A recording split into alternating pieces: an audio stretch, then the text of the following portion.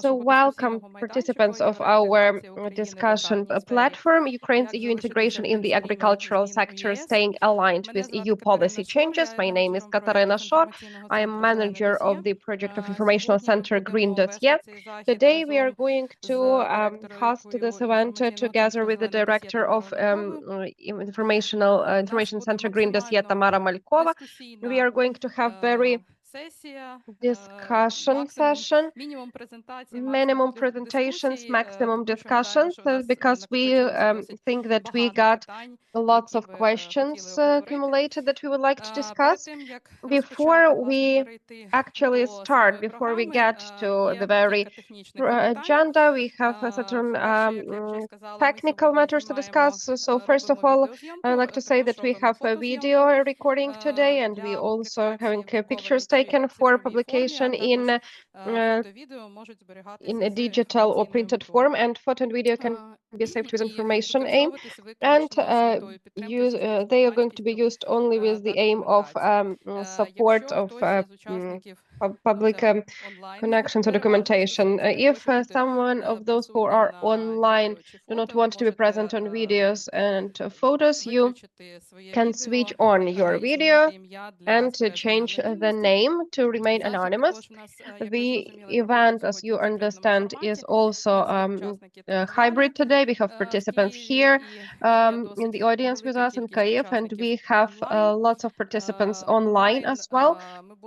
Online, we are going to give the opportunity for participants to ask their questions as well, but we would like you to ask. We would like to ask you to do it in a proper time defined in the agenda, and all the other time, please keep your mics muted, not to prevent the work of our interpreters.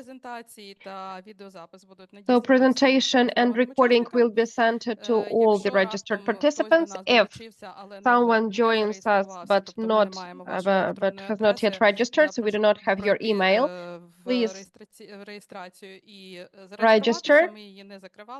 We haven't closed registration form with this specific purpose, so that you can register even during the event.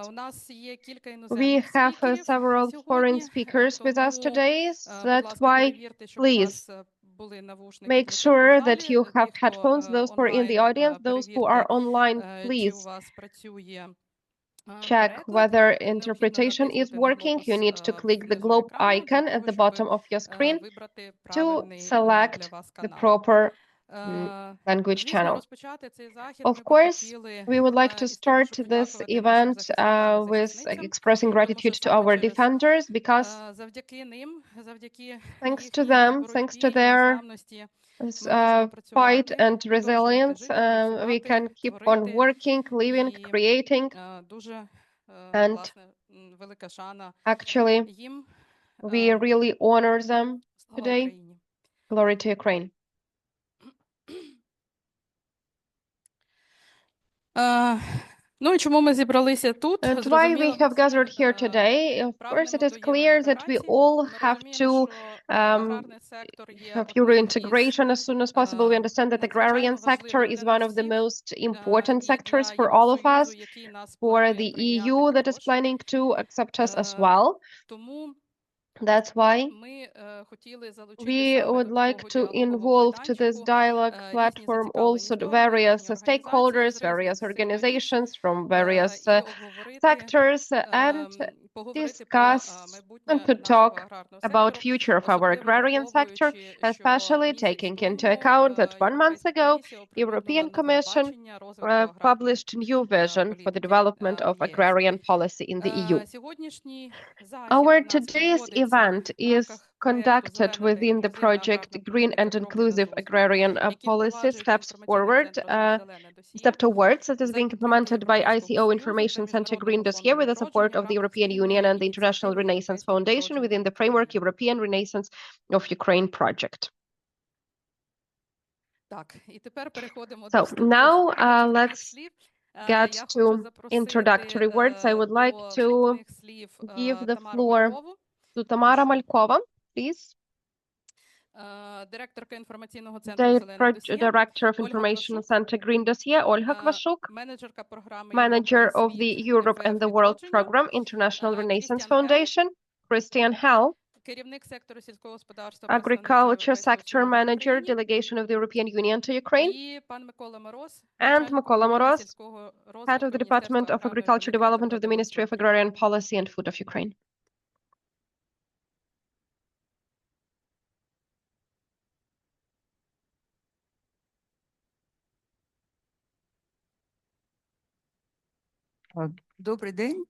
Hello, everyone. It's a great pleasure that we have around 170 people registered. It means that it is the topic needed for everyone and relevant. And we really hope that today we will at least start this way, this journey that will have to cover for having good relations and dialogue among ecological organizations and structures and agrarians. Our organization has been tracking the processes going on this edge of agrarian and ecological sector for a pretty long time already. And if several years ago we were talking about trends, and these were trends that agrarians did not really pay attention to, that during this year, during this project, fulfilling this project, such changes have taken place that are impossible not to see. And in particular, it is this new vision that was published 1 month ago by the European Commission.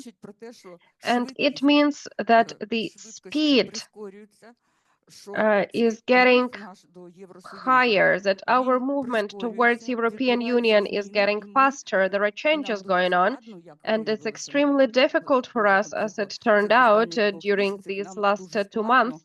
It's extremely difficult for us to catch up with these changes. So there are certain changes going on in the legislation, and they already also related to us. And in the nearest future, there will be a new legislation adopted, new laws passed according to this new vision, and we have to keep up with all of that. We have to all together in a normal way to go through this negotiation process and to get to the European Union.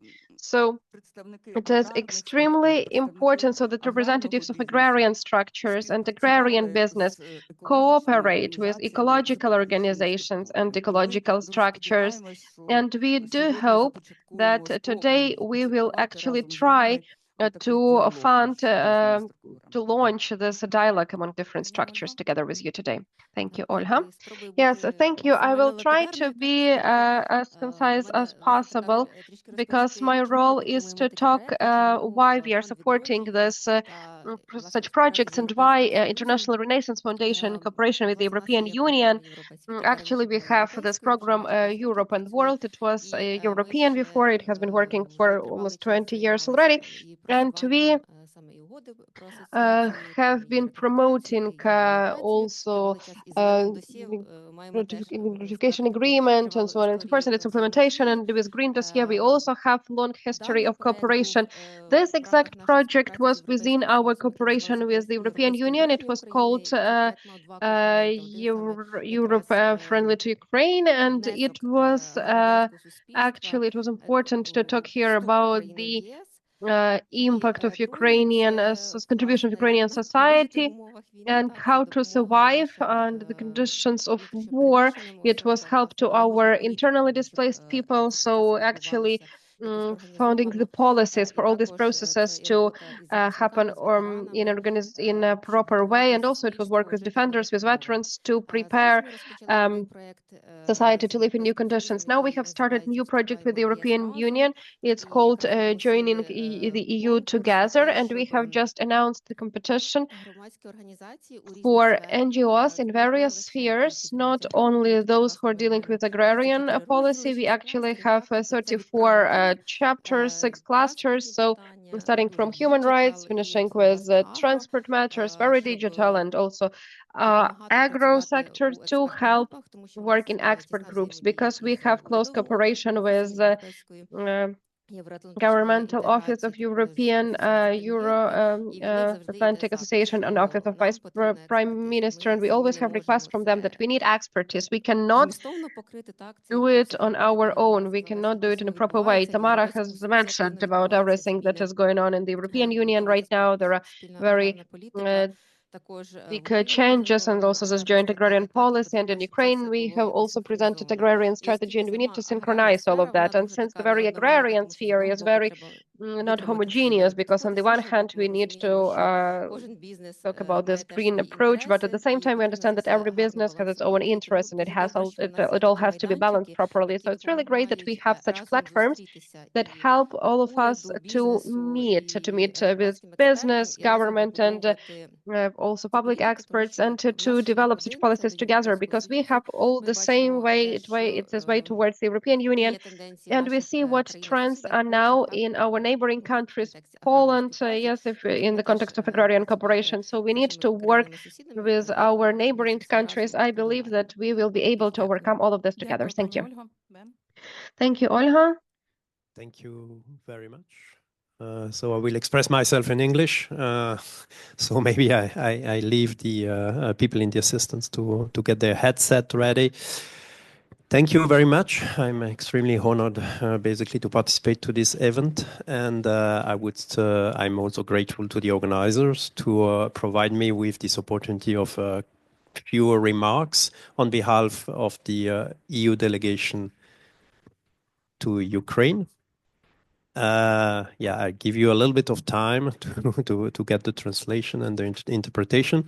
I can obviously take half an hour, so I don't know how much time I have, because I'm extremely voluble when it comes to explaining the tasks ahead for Ukraine on what we call the accession path, because now Ukraine is a candidate country.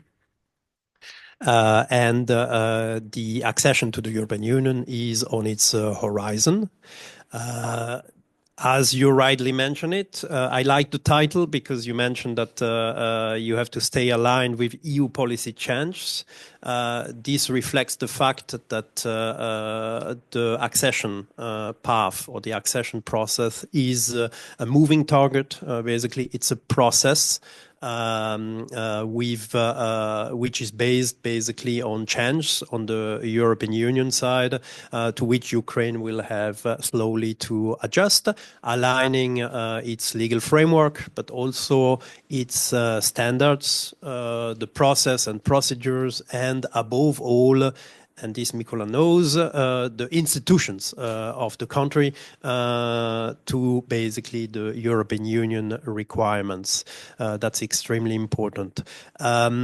Why do I say that also is because we had an explanatory phase in 2024 in the accession path of Ukraine, during which the European Union has explained to Ukraine basically the large volume of EU acquis, what we call the acquis, that Ukraine has to adopt.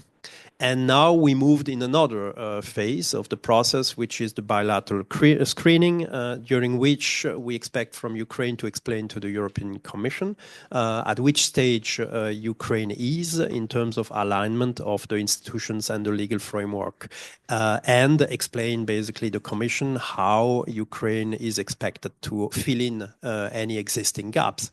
And this applies also for the agriculture sector, knowing that the agriculture sector is a vital sector, was an important sector, economically speaking, before the war, but has become a vital sector now in basically providing a resource to the budget in order to fund the army, the defense of Ukraine against basically the aggression by the Russian Federation. So the sector is all the more important and plays a pivotal role in the accession of Ukraine to the European Union.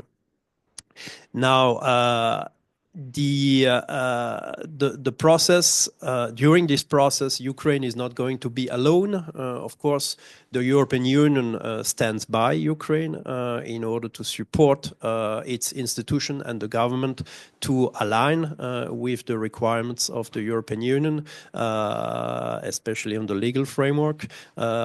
We are supporting Ukraine since we signed the association agreement, and this support has been inflated, increased with the mobilization of what we call the Ukraine facility that covers basically the needs, the cooperation needs between Ukraine and the European Union for the years 2024-2027.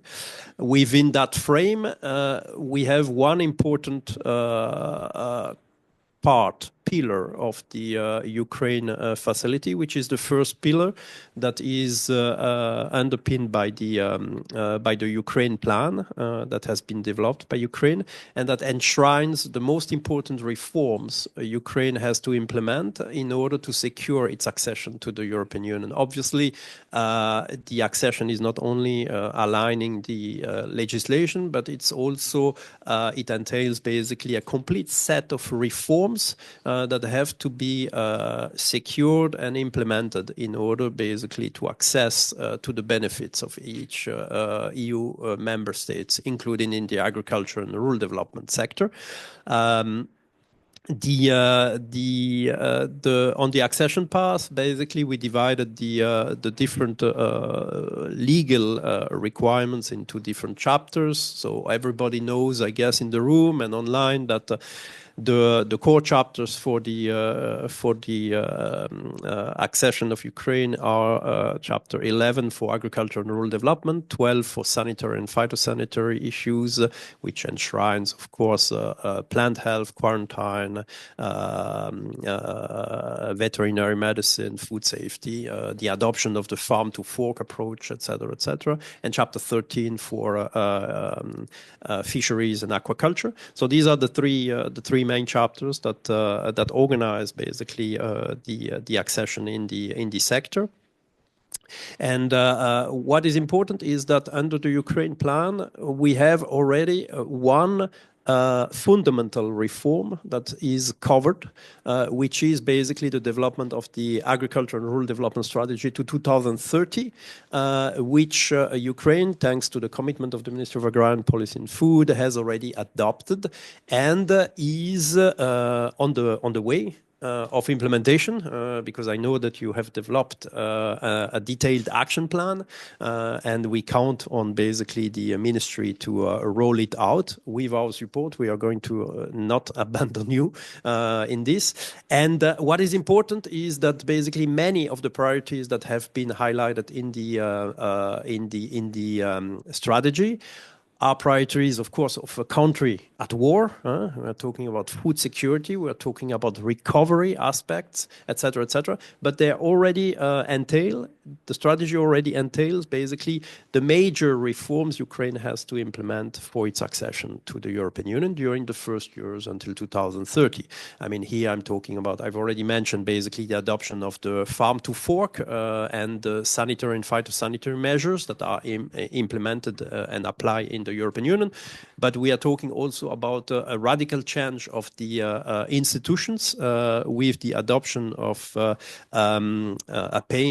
the establishment of a paying agency, for instance, the implementation of tools such as a radical change of the way basically Ukraine is going to support its farmers and agriculture producers in the rural areas through adoption of measures that are implemented in the European Union that are based on efficiency and transparency. The State Agrarian Registry, of course, will play a crucial role in that.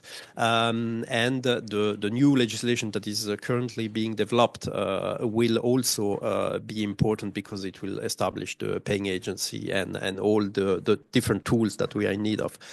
What I want also to highlight here is that at the basis of all this, we have the farmers and the farms. And in the European Union, we don't make any difference between a large farm of 35,000 hectares and a farm of 2 hectares around the village that cultivates what we call basically family plot of land. A farm is a farm, whatever the legal status is, whatever the size is, whether it's a group of natural persons, a group of legal entities, etc., etc. And it's important to understand this. And these farms are implementing what we call farming activities or agricultural activity, which is basically growing crop, rearing animals for production purpose and access to the market.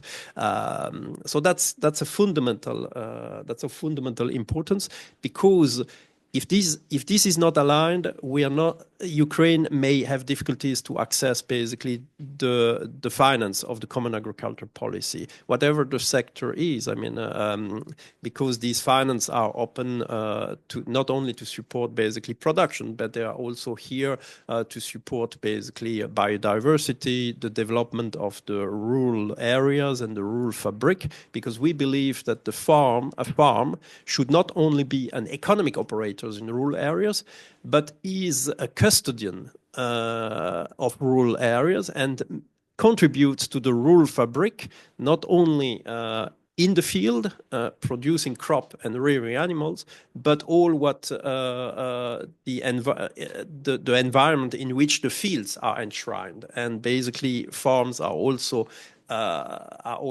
committed to take care of this environment. So these are very fundamental points that are important for Ukraine and Ukrainian stakeholders to understand. They have to be turned into legal items and then adopted and slowly turned into concrete acts in support of your farming communities. I will stop here because I'm sure Mikola will want to address you with the progress that they have made up to now. Again, I reiterate what I've said. Agriculture is of pivotal importance. Of course, we have challenges. We know the challenge. I did not address them here because we are more here to address basically the opportunities.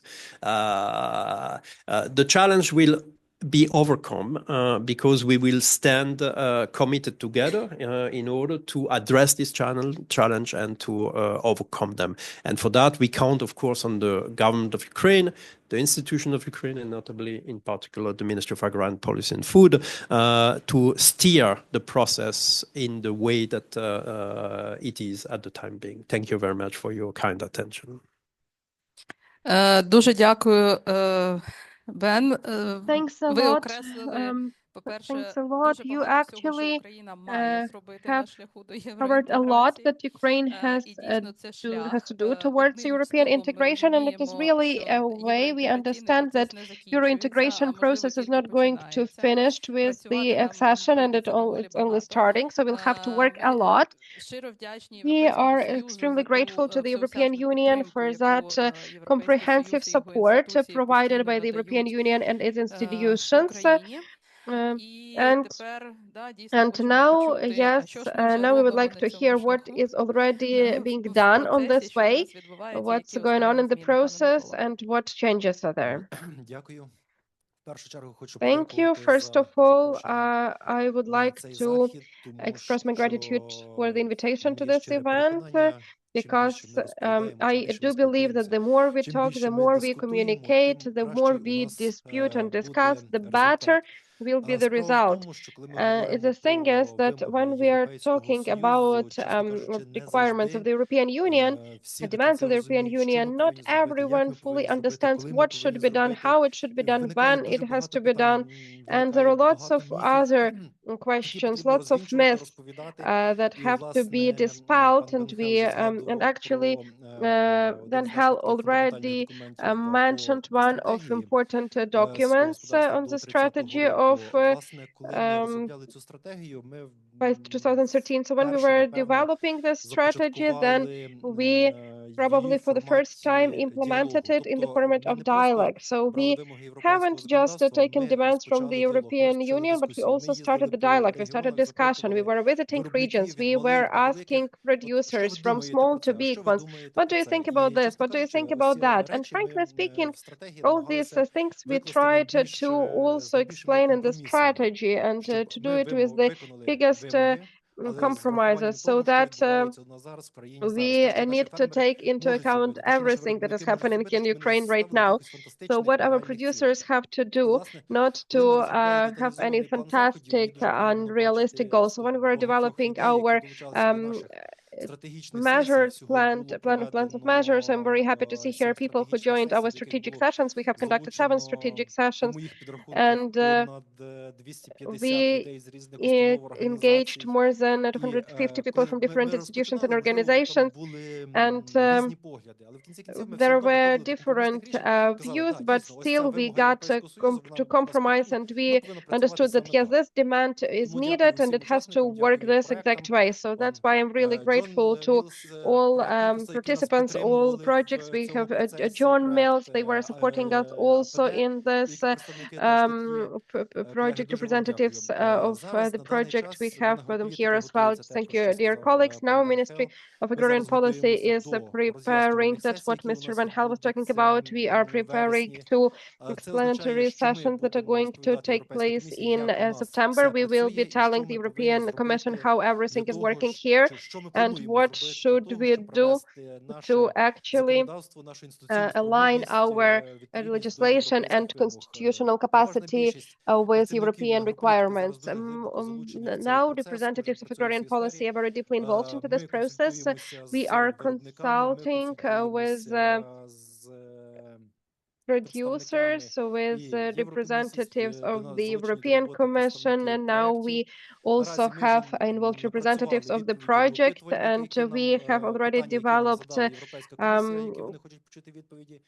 answers to the questions from the survey from the European Commission. They are being translated right now, and then later they will be sent to the European Commission, and after some time we will be telling about our what we are doing right now. So what are we doing? If to tell in a nutshell for everyone present here today.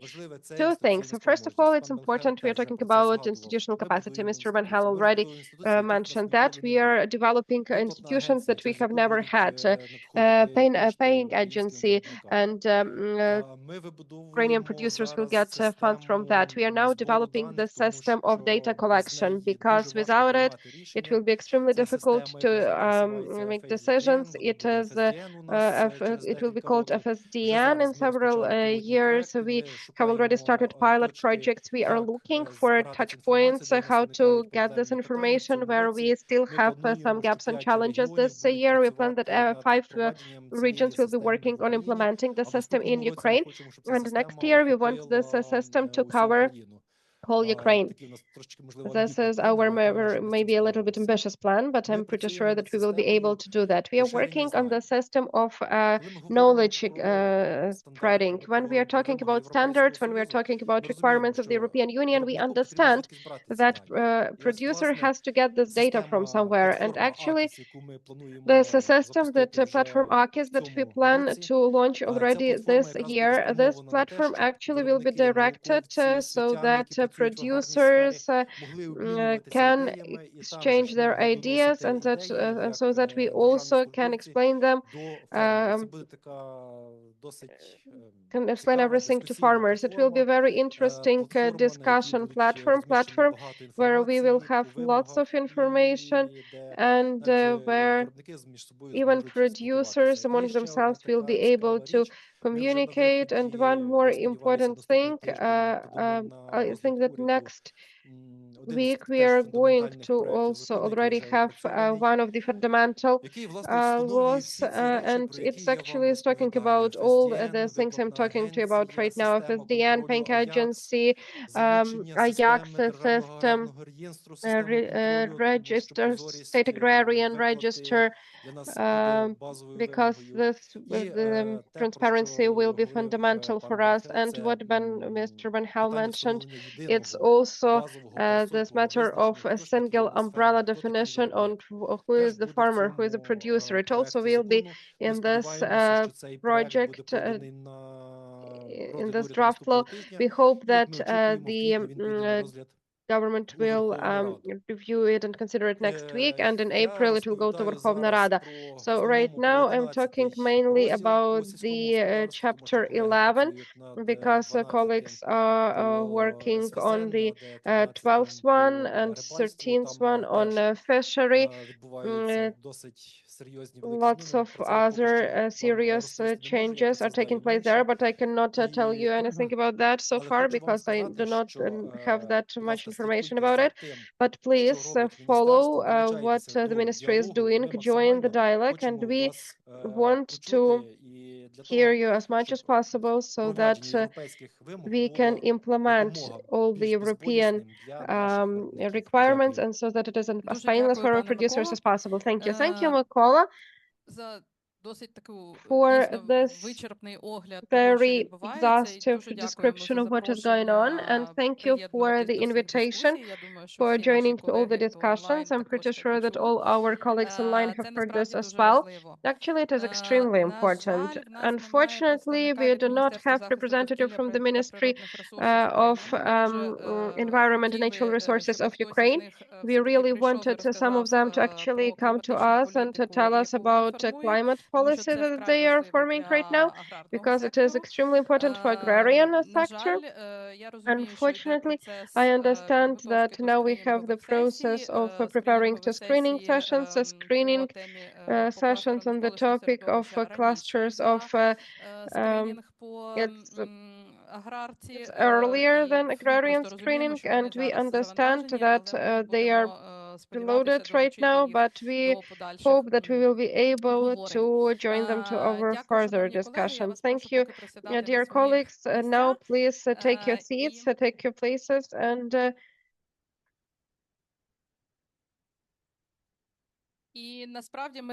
actually, we have just heard about what we need to do, what is already done.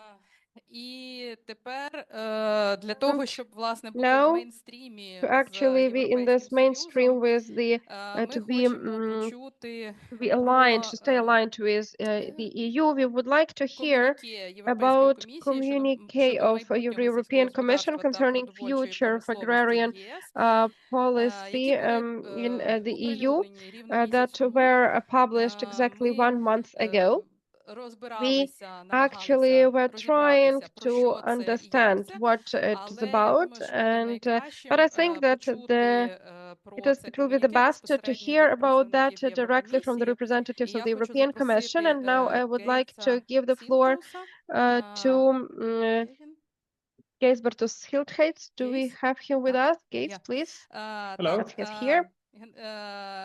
Представник Генерального директорату з питань сільського господарства та розвитку He's сільських Director територій, Sustainability Director General for Agriculture and Rural Development, DG Agri of European Commission. Geis, please. Thank you. It's an honor for me to be with you today. I prepared a number of slides. Just technically, do I share them or will you share them on your side? Up to you. If you can share them, maybe it is probably, I think technically probably easier. And then I will just say next slide.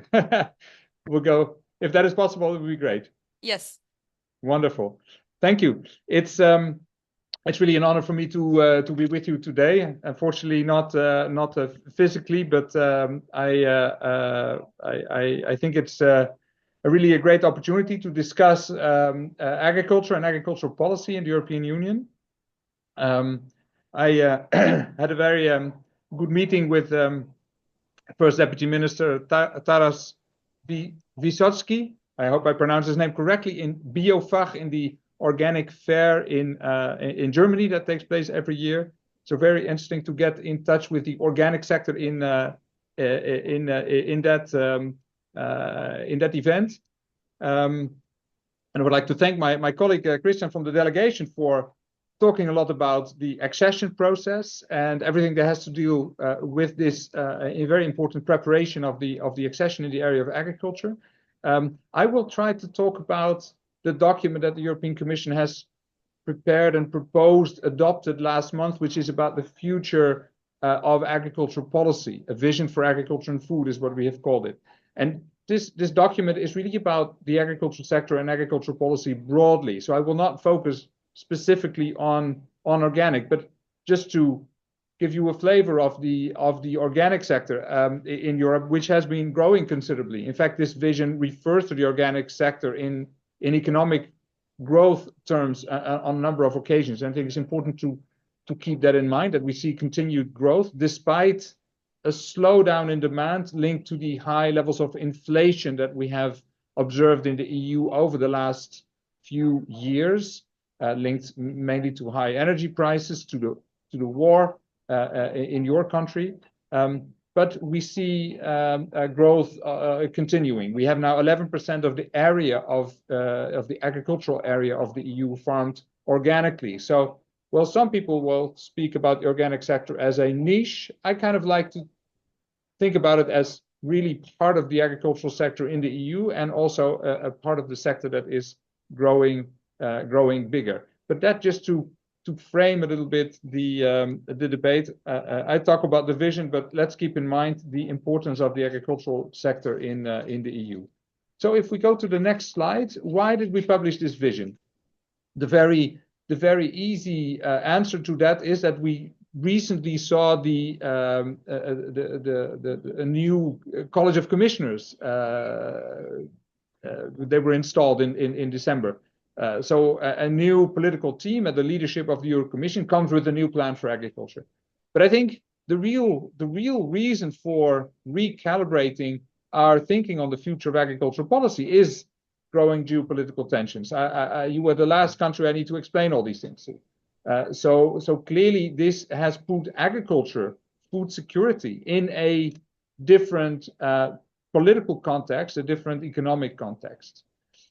The second reason is that we have these persistent structural challenges with agriculture. We have a lot of farmers in Europe, and we have a lot of small farmers. We have a lack of young farmers. It's really a sector that is in constant change, constant movement. And we also have a big challenge of keeping rural areas alive. So these persisting challenges then call for new policies. And I think the last reason for focusing on agricultural policy and recalibrating our agricultural policy is climate change.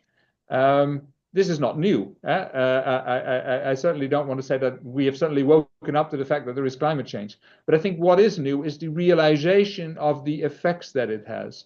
The temperatures are it's really getting warmer, and farmers are affected. I think for most EU farmers, I think the same would go probably in Ukraine. Climate adaptation, how to deal with weather extremes, is not something that is theoretical. It's day to day. The weather is changing, and we need to see how we can best support farmers in dealing with that, while at the same time helping society address climate change. If we move to the next slide, I just wanted to flag how this then translates into different thinking. These are 4 reports that came out last year that affected our vision on agriculture and food. And these reports are interesting. They're available online. You can spend weeks reading these things. But I think it illustrates the new way of thinking. So first we had a strategic dialogue on the future of EU agriculture, which was an interesting process because it brought farmers, food industry, environmental organizations, consumers, NGOs, academics, banks, all together around the table. They came with a report about how they thought agricultural policy should evolve in the EU. And that was really important because the previous discussion on agriculture was felt as too top-down. It was felt that we were not listening to farmers, that we were not working with them. And whether that's true or not, I would argue we always do our best to work with farmers, but at least the perception was there. And so we needed to change that. We needed to really work with civil society, with stakeholders to come with a plan. So this vision is really built on this strategic dialogue, which was a process that we did with the sector. Then, of course, you have maybe heard about Mr. Draghi, who wrote a report about concerns about competitiveness. And that is also why competitiveness of the European agricultural sector is a key element of our vision. Agriculture, like any other economic sector, needs to be competitive. This means we need to invest. It means we need to innovate. We need knowledge. We need farmers with knowledge. So in a way, you could say we need young farmers who've gone to good schools, who know how to face the challenges of today, how to use the technologies of today, how to use the knowledge about farming with nature of today. The Niinistö report, former Prime Minister of Finland, was all about preparedness. This is, of course, clearly linked to the war, to the threat from Russia. And this, of course, has also very important implications for agriculture, for food policy, food security. Are we ready to face those things that we don't want to face? So that was a very important report. And then, of course, the EU is an internal market. And does this market do what it's supposed to do? Does it work properly? That is what the Letta report was about. So all these elements, all these reports basically fed into our vision on agriculture and food. Next slide, please. Before I dive into this vision itself, I just wanted to give you a few figures. I already said we have many farms in Europe. So the first bar on this slide talks about agriculture. We have 9 million farms, around 9 million, a little bit less full-time employment, with a considerable value added. These 9 million farms, 6 million of them apply for subsidies from the European Union. I will talk about that later, but you will be familiar with the fact that we have a considerable subsidy scheme to support farmers. 6 million of them apply for support. The others are probably subsistence farms, very, very small. But within the 6 million, there's also many small farms. So of the 9 million, you could say that about 2/3 are below 5 hectares. So we're really talking about a very large body of small farms, and a still sizable but considerably smaller group of what we would call family farms. I listened to the earlier contribution also about the types of farms. I think in Europe we like to talk about family farms because in fact most farms are run by families or are owned by families, and we have very few really more corporate farms. They only exist in a number of member states in the east of Europe, Slovakia, Czech Republic, parts of Poland, parts of Germany, Romania. There's a number of areas where we have very, very large, more corporate farms, but overall, farming in Europe is really based on a family farming model. Of course, some family farms are big and have employees and so on, but that is really the notion. But also many, many very small farms. And that is particularly also the challenge we have, how to make a policy that addresses the interests and the challenges of all these different groups. The other bars on this slide talk about food industry, processing industry, wholesale retail, but also the food and beverage industry. And you can see from the value added figures at the bottom of the slide that there's a lot of value added in this supply chain.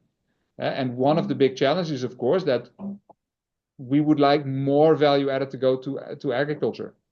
We are supporting that now with public money, with taxpayers' money. But ideally, we would like to see more value from the supply chain, from the market to go to farming. So that is one of the big challenges that we have in agricultural policy and why we are so much focused on this competitiveness aspect as well. Next slide, please. So what is this vision all about? So I think the first thing I've already said is we need to make sure agriculture is attractive for the young generations. That is really the mission, the approach of my Commissioner Hansen from Luxembourg. He grew up on a farm and he knows firsthand how difficult it is to take over a farm, how difficult it is to continue that farming life in the countryside where he grew up in, economically, but also socially, with rural areas that are often lacking services. So this whole concept of making agriculture attractive is not only about economics, it's also about the network around it. Second point, I already mentioned that way of working, bottom-up dialogue. We say time and again in this vision paper on agricultural policy, we want to work with the farmers, with food industry, with the NGOs to come with policies that are supported widely. We cannot afford to have a very fancy policy with lofty goals and nicely designed, but then we have farmers on the street protesting, and nothing happens. That is not a very constructive and effective way of running an agricultural policy. So we need to work really with the farmers, and that is something that we really underline in this vision. The strategic role of agriculture and food security, I already mentioned that as well, coming from the challenges of the geopolitical situation, coming from the threat from Russia, coming from the lessons we are learning from the war that you are so heroically fighting in. And so this also, I think, is really something that we always knew, because our treaty, the European Treaty, written and signed in 1957, enshrines the objectives of EU agricultural policy, which is to make sure that there is affordable food for everybody, but also that there is decent income for farmers, and all that, of course, to make sure that we have food security in the long run. Those objectives of the treaty that were written down in the 50s, so a long time ago, those are still very valid. And I think the importance of these objectives is reinforced in this day and age. Agriculture across the continent, that is also very important. We don't want to have empty areas. We want farmers to be everywhere, in Karelia, in the southern part of Italy, in Sweden. So we really need to make sure that we have agriculture activity for social security reasons, food security reasons all over the continent. Balance across the 3 dimensions of sustainability, that is, of course, a key aspect. We cannot farm competitively without taking care of natural resources, without taking care of the social dimension of sustainability. So having a real focus on those environmental and social aspects, and not only on the economic aspects, is really part of our thinking. This was the thinking also that came from the Green Deal of 2019 and of the Farm to Fork strategy, which is in a way the previous strategy on agriculture in the EU. That really is a continuum. Maybe the focus is different, maybe the way of working is different, but there is a clear thread that we can see in the area of sustainability that comes from that approach. Finally, I want to focus on this last wording, which says we need to move from incentives to regulation, rebalancing incentives and regulation. The idea is that farmers will be more engaged, for example, in environmental programs when we incentivize them, not when we tell them this is the norm, this is the rule you have to apply. So in the policy, in the subsidy policy in particularly, we are looking more and more at providing farmers with incentives. Next slide. I'm afraid I might be talking too long, so if you feel that I should stop, then please give me a sign. I would like to identify the 4 objectives of the vision: an attractive sector, really where farmers can earn a living, a competitive sector, which means also the market needs to work in a fair way, but also the international market needs to work in a fair way. So there is this focus also on the trade aspect in the vision. Then we have the sustainability aspect, making sure we are future-proof. Farming is resilient. We have the natural resources not only today but also in the future. We respect our planetary boundaries, and then there are the social aspects, the fair working and living conditions in the countryside. Next slide. So these 4 pillars is basically what structures this vision document that we have created, and the first one is this attractive sector. And I think in any case, if time allows me, I would like to spend a few words on that, because that is really linked to the agricultural policy. It's about having a fair income. So that means that we focus on the functioning of the food chain. We have, for example, legislation on unfair trading practices in the food supply chain, and we will reinforce that legislation. So that is a piece of legislation that is really there to avoid that the weaker ones in the food supply chain, which are often the farmers, are affected by what we call unfair trading practices. So that is one aspect. So we're not saying immediately we need a good income for farmers, we need to pay them more subsidies. No, it's really the supply chain needs to function properly. And we believe that we need legislation to make sure it really works to the advantage of farmers. The second point is supporting those that need it most. That's, I will come to that, but that is really to say when we have public money to support agriculture, we need to target it more. Earlier in the introduction, Christian rightly said, all farmers are the same in the EU. Whether you are very small or whether you're very big, you're all the same. And the thinking politically is now, yeah, that's true, but we need, with scarce public resources, target our money more to the ones that need it most. And then the third point I really want to flag as part of this attractive sector, entrepreneurial potential, need to encourage that, investment, knowledge, training, new sources of income. This can be through things like carbon farming, storing carbon in the soil to help mitigate climate change, but also to deliver an income for farmers. But there are many other new sources of income, for example, in the bioeconomy, using biomaterials to make products rather than crude oil. So that's also an area where we try to develop the potential for farmers a lot.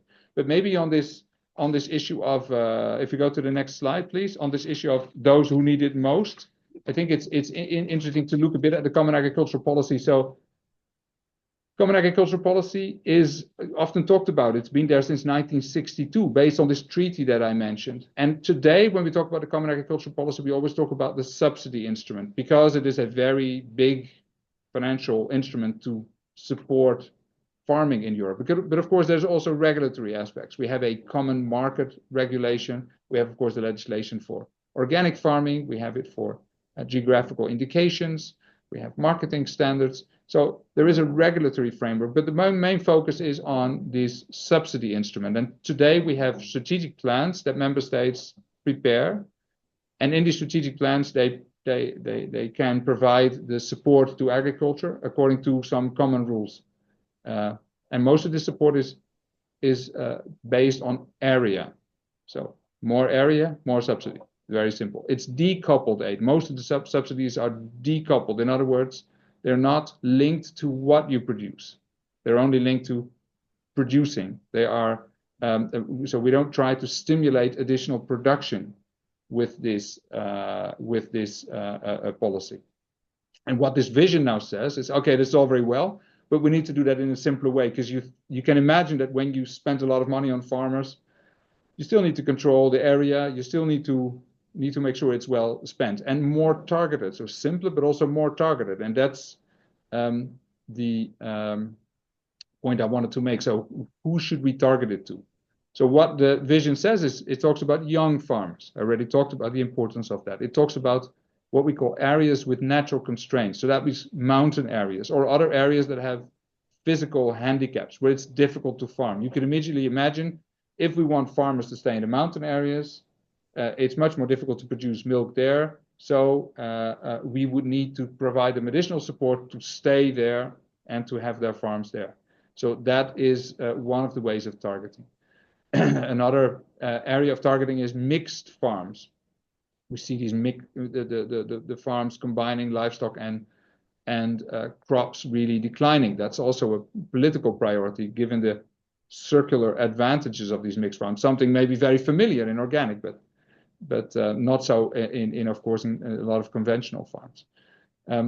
And then there's also a targeting towards small farms. The idea is that if we want to support many of these small farms, and I've told you how many small farms there are, we need to give them a little bit more support, because the idea is, and that is of course the other side of targeting money to some, others will get less. And the idea is really that the larger farms in the EU, but I think this policy development is also thinking about an enlargement with a country like Ukraine or others that have very large farms, that those large farms, both in the EU and elsewhere, would not have the same support need, because already today many of the large farms can survive without public support, selling their product on the market. So that is the sort of thinking that is being developed. And then another aspect is, what conditions do you attach to this support? Currently, we have a number of environmental conditions that are attached to support, mainly linked to soil management and landscape features. And there is also conditions that are basically that create a link between environmental and food safety legislation and CAP subsidies. If you don't respect certain environmental rules or certain food safety rules, you can get a cut in your subsidy payments under the agricultural policy. Also, in these conditions, we're asked to simplify and to provide more incentives. And incentives means that some of this support, this income support, is now given as environmental support. We have now, if you look at the total envelope of the Common Agricultural Policy, about 1/3 goes to environmental programs. And farmers can voluntarily request to be part of those programs and get money for the tasks, for the practices that they change, for the things they do. And the idea is that we need to do more of that and less income policy with conditions. So that is the main change in terms of the moving towards incentives. And then, of course, there is CAP implementation and paying agencies and the whole administrative setup. So there, we ideally would like to see as much continuation as possible. Stability that is asked by, of course, member state administrations, but you can imagine that for such a big policy, having stable administrative structures is very important. I can go to the next slide, but I think that says a little bit already about this targeting and this capping and digressivity of support for the larger farms. So we move to the next slide, and then I'm looking also at the organizers, whether you want me to quickly go through the other pillars or whether you would prefer me to stop and round up and leave more time for questions, because I certainly don't want to take too much of the time of the rest of the program. No, I think it is very interesting for all of us. So please go ahead. I think 5 minutes you have for sure. It's very kind of you, very kind. So I've talked about the economic pillar, the making the sector attractive pillar, where we have this big policy on income, and I've told you a little bit about the ideas to modify this income policy. And if I tell you that we have to come with a proposal to modify this income policy linked to the overall proposals for the overall EU budget that come out this summer, you can imagine we're working hard to get the plans right. But I told you also there are 4 pillars. So I've had the income and attractiveness pillar. The second one is on competitiveness and resilience in face of global challenges. So if we move to the next slide, I think it's just to flag, these are more policies to work together with others to ensure this competitiveness aspect. So international partnerships, bilateral agreements, promoting fairer global competition that has a lot to do with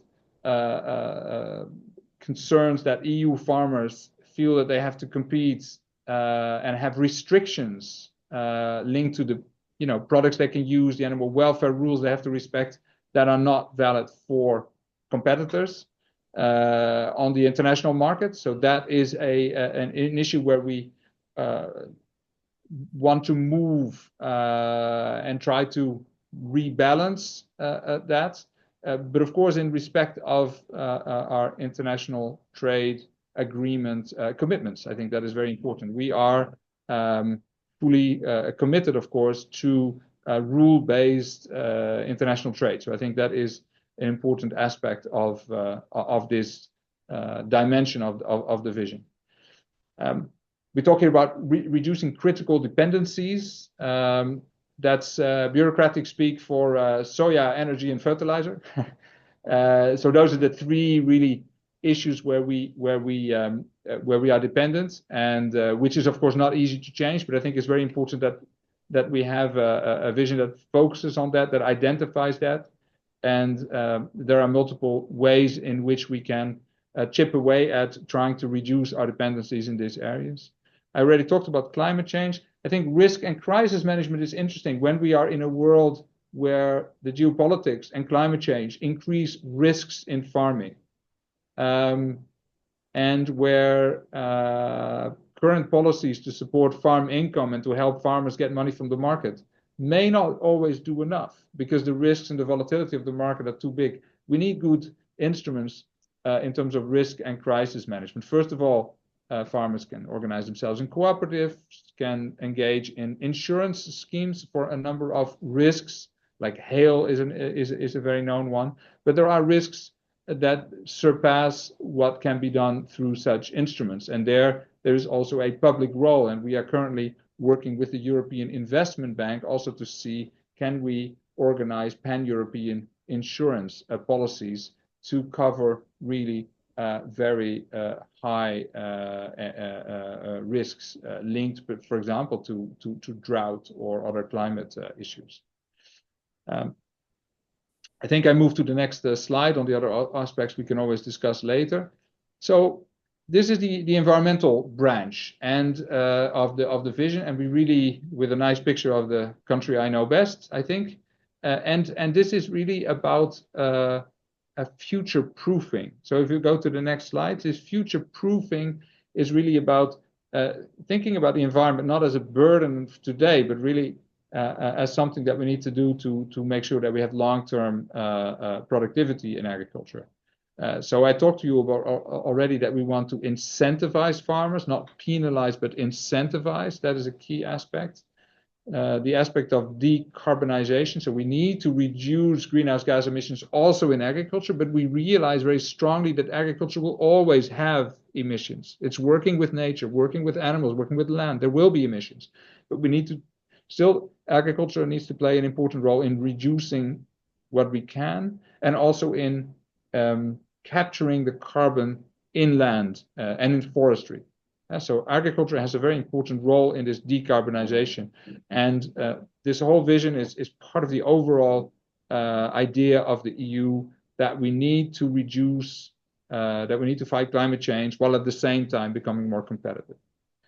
And that's also why we want to integrate the economics in the ecological transition. We really need to work with the sector. So we have, for example, yesterday I was in a meeting with a lot of large agri-food companies in the EU who say, we want to invest in resilient farming. We need to know which farmers are resilient. We know which practices we want to promote, because we need in the long run these resilient suppliers, and our customers want a more resilient product with a lower footprint, less use of pesticides, or reduced use of artificial fertilizer, or reduced pollution from animal production. So there is also from the private sector an interest in developing more ecological forms of farming, and we really see the EU as facilitating this by developing on-farm sustainability measurement tools, for example, which are there in many places, but it's not harmonized. And typically what the EU can do is to harmonize, or try to bring people together to harmonize such schemes so that the internal market works better, so that farmers can own their data, can share their data, and can sell their more sustainably produced products throughout the EU market. We move to the next slide, please. I think it's important to spend a few minutes on food and working conditions in rural areas, which is detailed more in the next slide. So I already spoke in my introduction about the importance of rural areas, that we see depopulation. The EU is still urbanizing. People are moving to the cities. So it's challenging to keep services attractive and alive in rural areas. That is why I'm also working for a Directorate General that is called Agriculture and Rural Development. This is a core part of what we do. We also believe that when we talk about agriculture and food, we really need to try to establish the link with territory, seasonality, tradition. We feel that those things are very important also in appreciating food. I mean, food and you know this as well. It's food in the end is a celebration. Eating together is a celebration. and I think this cultural dimension of food is sometimes snowed under in discussions about the economics or about policy, but we try to bring this aspect, this traditional aspect, this seasonal aspect alive. The importance of women in agriculture is also important. We have not so many women active in agriculture, particularly not as farm managers. So there is attention to that. Protection of workers' rights, very important. We see the number of farmers go down, but the number of workers is not going down, often low skilled in precarious positions. So it's important to ensure workers' rights are well protected. And of course, we have a lot of small and medium-sized enterprises in the agri-food chain, not only at farming itself, but also in the food supply chain. And it's important to keep many of these small and medium-sized enterprises alive and active, particularly in rural areas. Next slide, please. I talked about 4 pillars, and now I'm coming with a 5th. So I should apologize for that, but this is cross-cutting. So this is digital. This is about research, innovation, knowledge. So when we talk about agriculture being competitive, making it attractive, working to make sure it respects planetary boundaries, making sure it supports rural areas, all of that requires knowledge and innovation. We need to see agriculture as a competitive sector that really uses the best technologies that are out there. And they are out there. Often it's a matter of rolling it out rather than inventing something new. So that is, if we go to the next slide, that is also something that we are really supporting, digitalization. We have a number of networks in terms of knowledge and research. We support advisory services throughout the EU.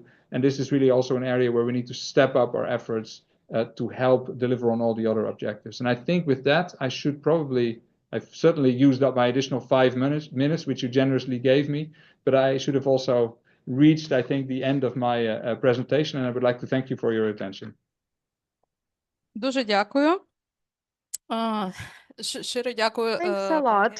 Thanks a lot, Mr. Hayes. And I think that now we can actually move to this small discussion. I know that Mr. Hayes cannot stay with us till the very end of our today's event, so that's why, yes, we are dividing this discussion into 2 parts. So now, if you have any questions concerning our Euro integration process, if you have questions to Mykola, if you have questions to Christian, Hal, if you have questions to Mr. Hayes, then please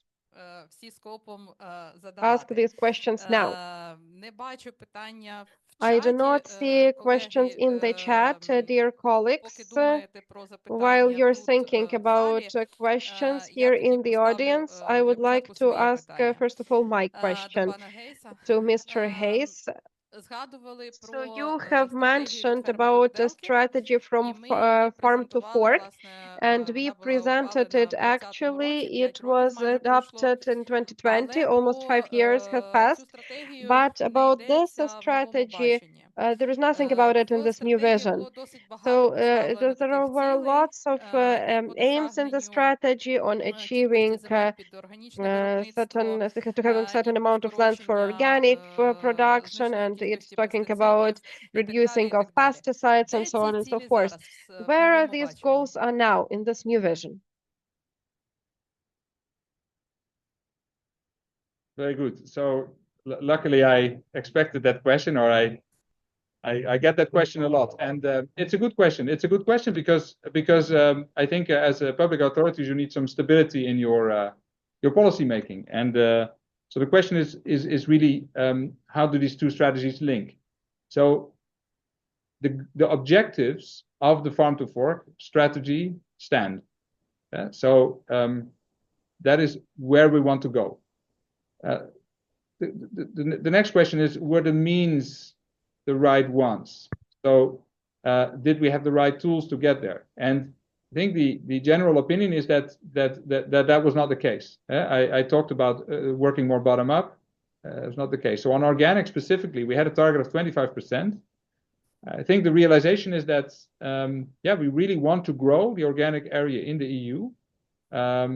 but we need to do that together with the market. And the 25% has become almost an objective in itself, but we need people to buy the food that is produced on the organic land.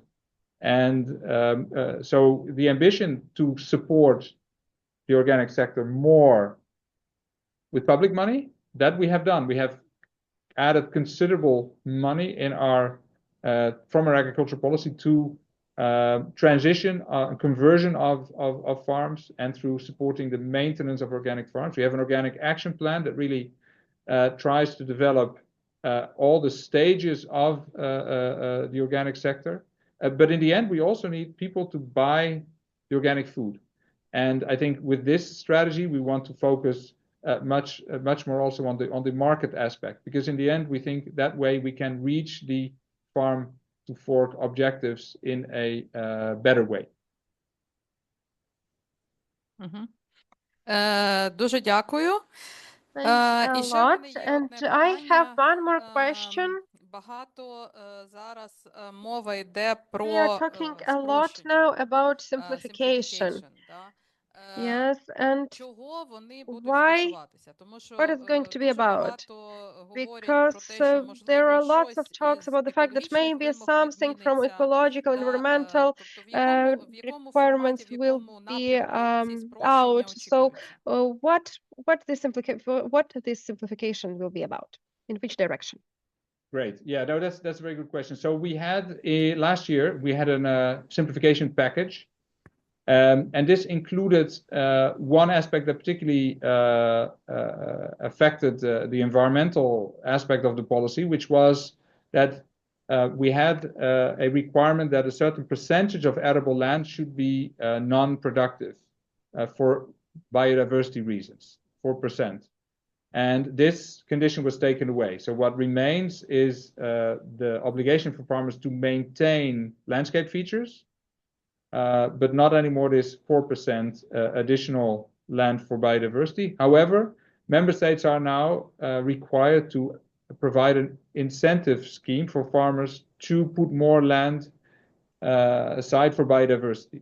And that is precisely what I spoke about earlier, not a condition, but an incentive. So we already moved towards a more incentive for biodiversity on agricultural land. So that's one example of simplification. But the bulk of the simplification is really about trying to reduce the administrative burden on farmers and on member state administrations. For example, linked to controls. So we removed controls for a lot of the small farmers because we consider that the burden of those controls and the benefit of controls outweigh each other.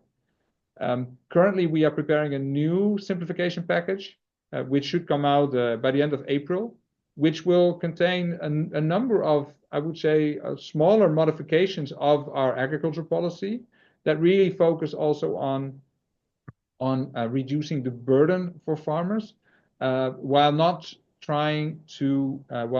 undermining or reducing the environmental ambition of the policy. And so we're really thinking about, okay, a norm was agreed, and these norms are agreed by the European Parliament and the Council, so it's our basic legislation. How can we implement that in a more efficient way? That is the question we are asking ourselves. And of course, many member states and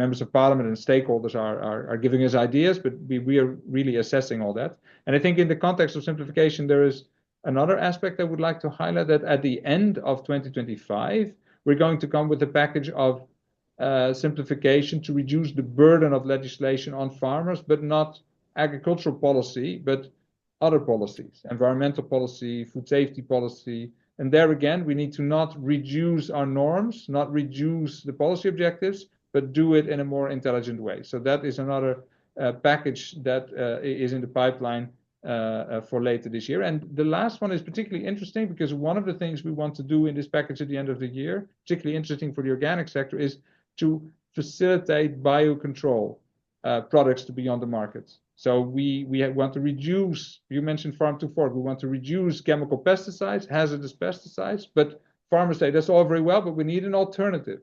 So we are going to come with a package to facilitate the procedures to put the alternatives, the not toxic alternatives on the market in the EU at the end of this year.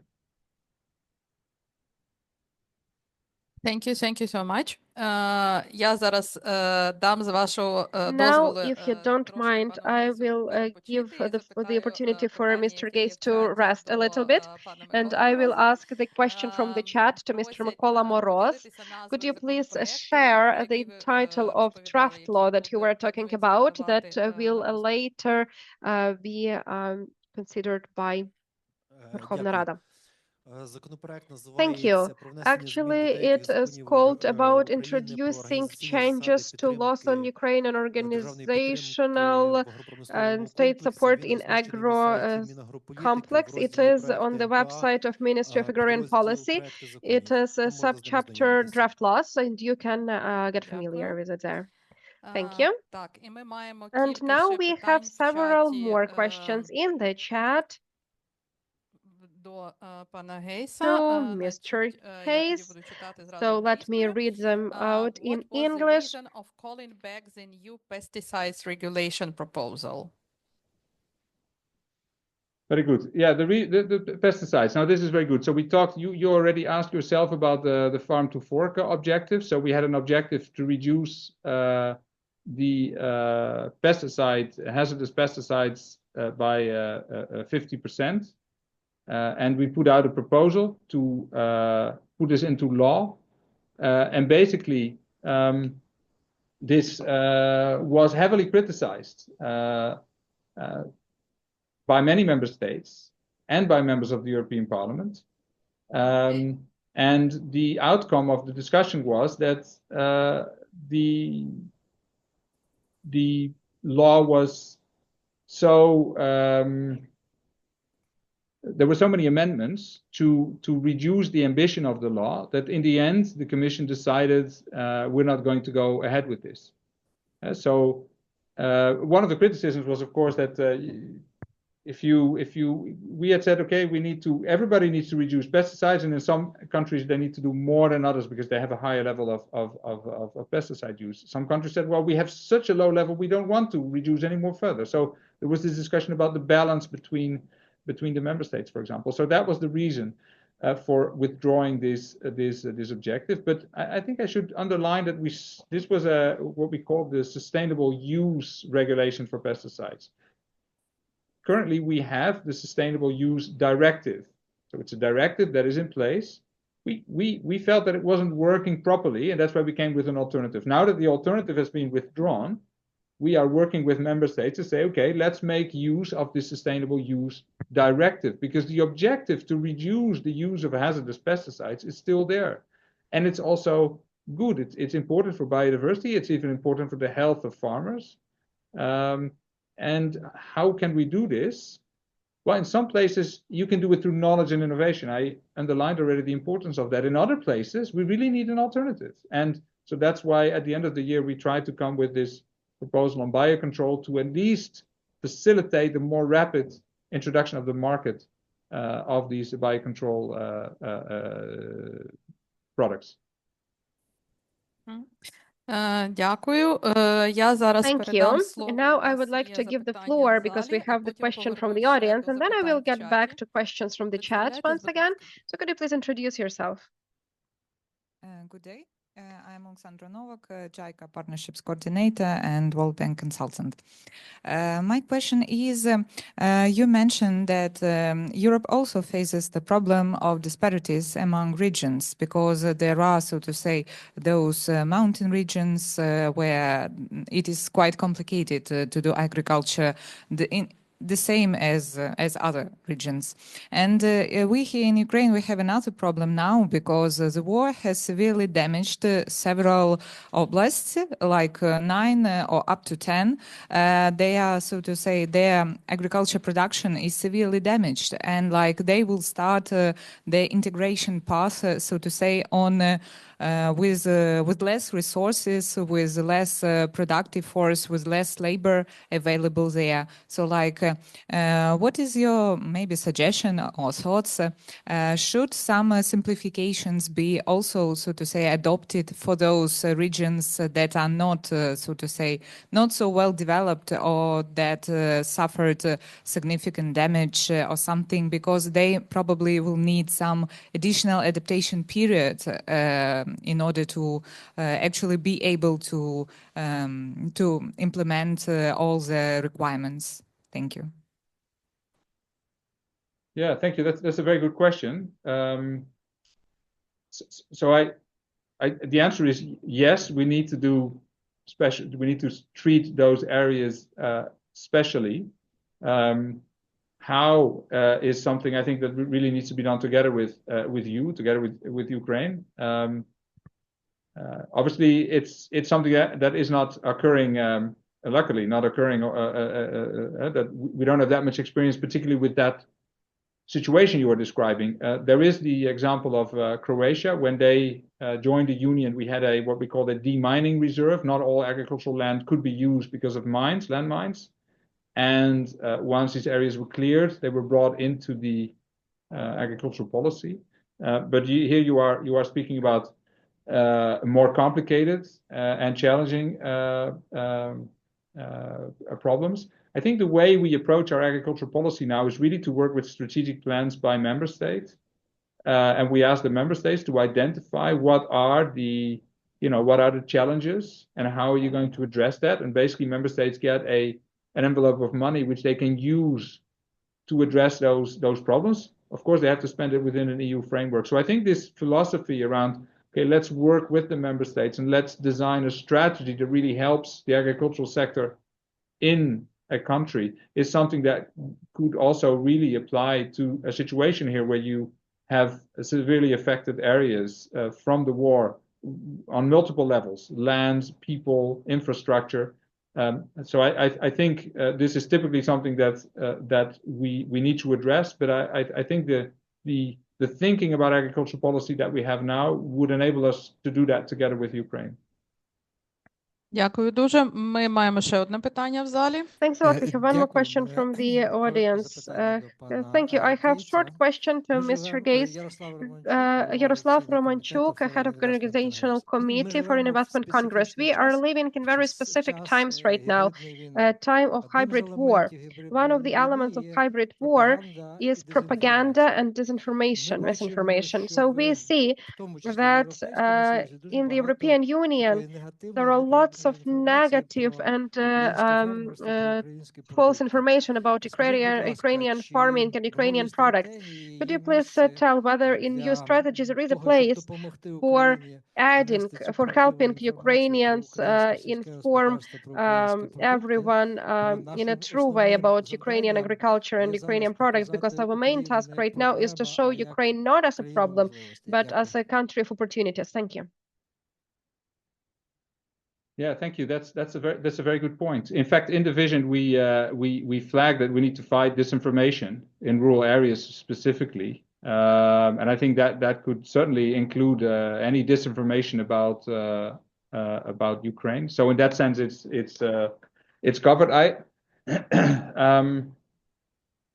My observation is not so negative. The thinking about Ukraine and Ukrainian agriculture being not so negative, but of course. I am to some extent in an ivory tower in Brussels. I will recognize that immediately.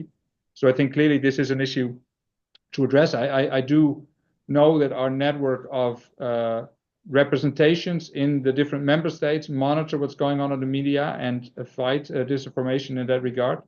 So the different branches of the European Commission try really to support that. But I also would like to thank you for flagging this issue, which I think is something that certainly shouldn't be underestimated. And I will pass it also on this concern to my colleagues. Thank you. Дуже дякую. Ще маємо кілька запитань. Thanks a lot. We have several more questions. Mr. Hayes, now you need to tell us how much time you still have left, and you stop me when you have to go. Так, how do you see the role of agriculture in climate mitigation, in particular in carbon removals? I am answering the question, but I'm just trying to get 5 minutes more so I can answer the question. So allow me to send a quick email to my colleagues. Thank you.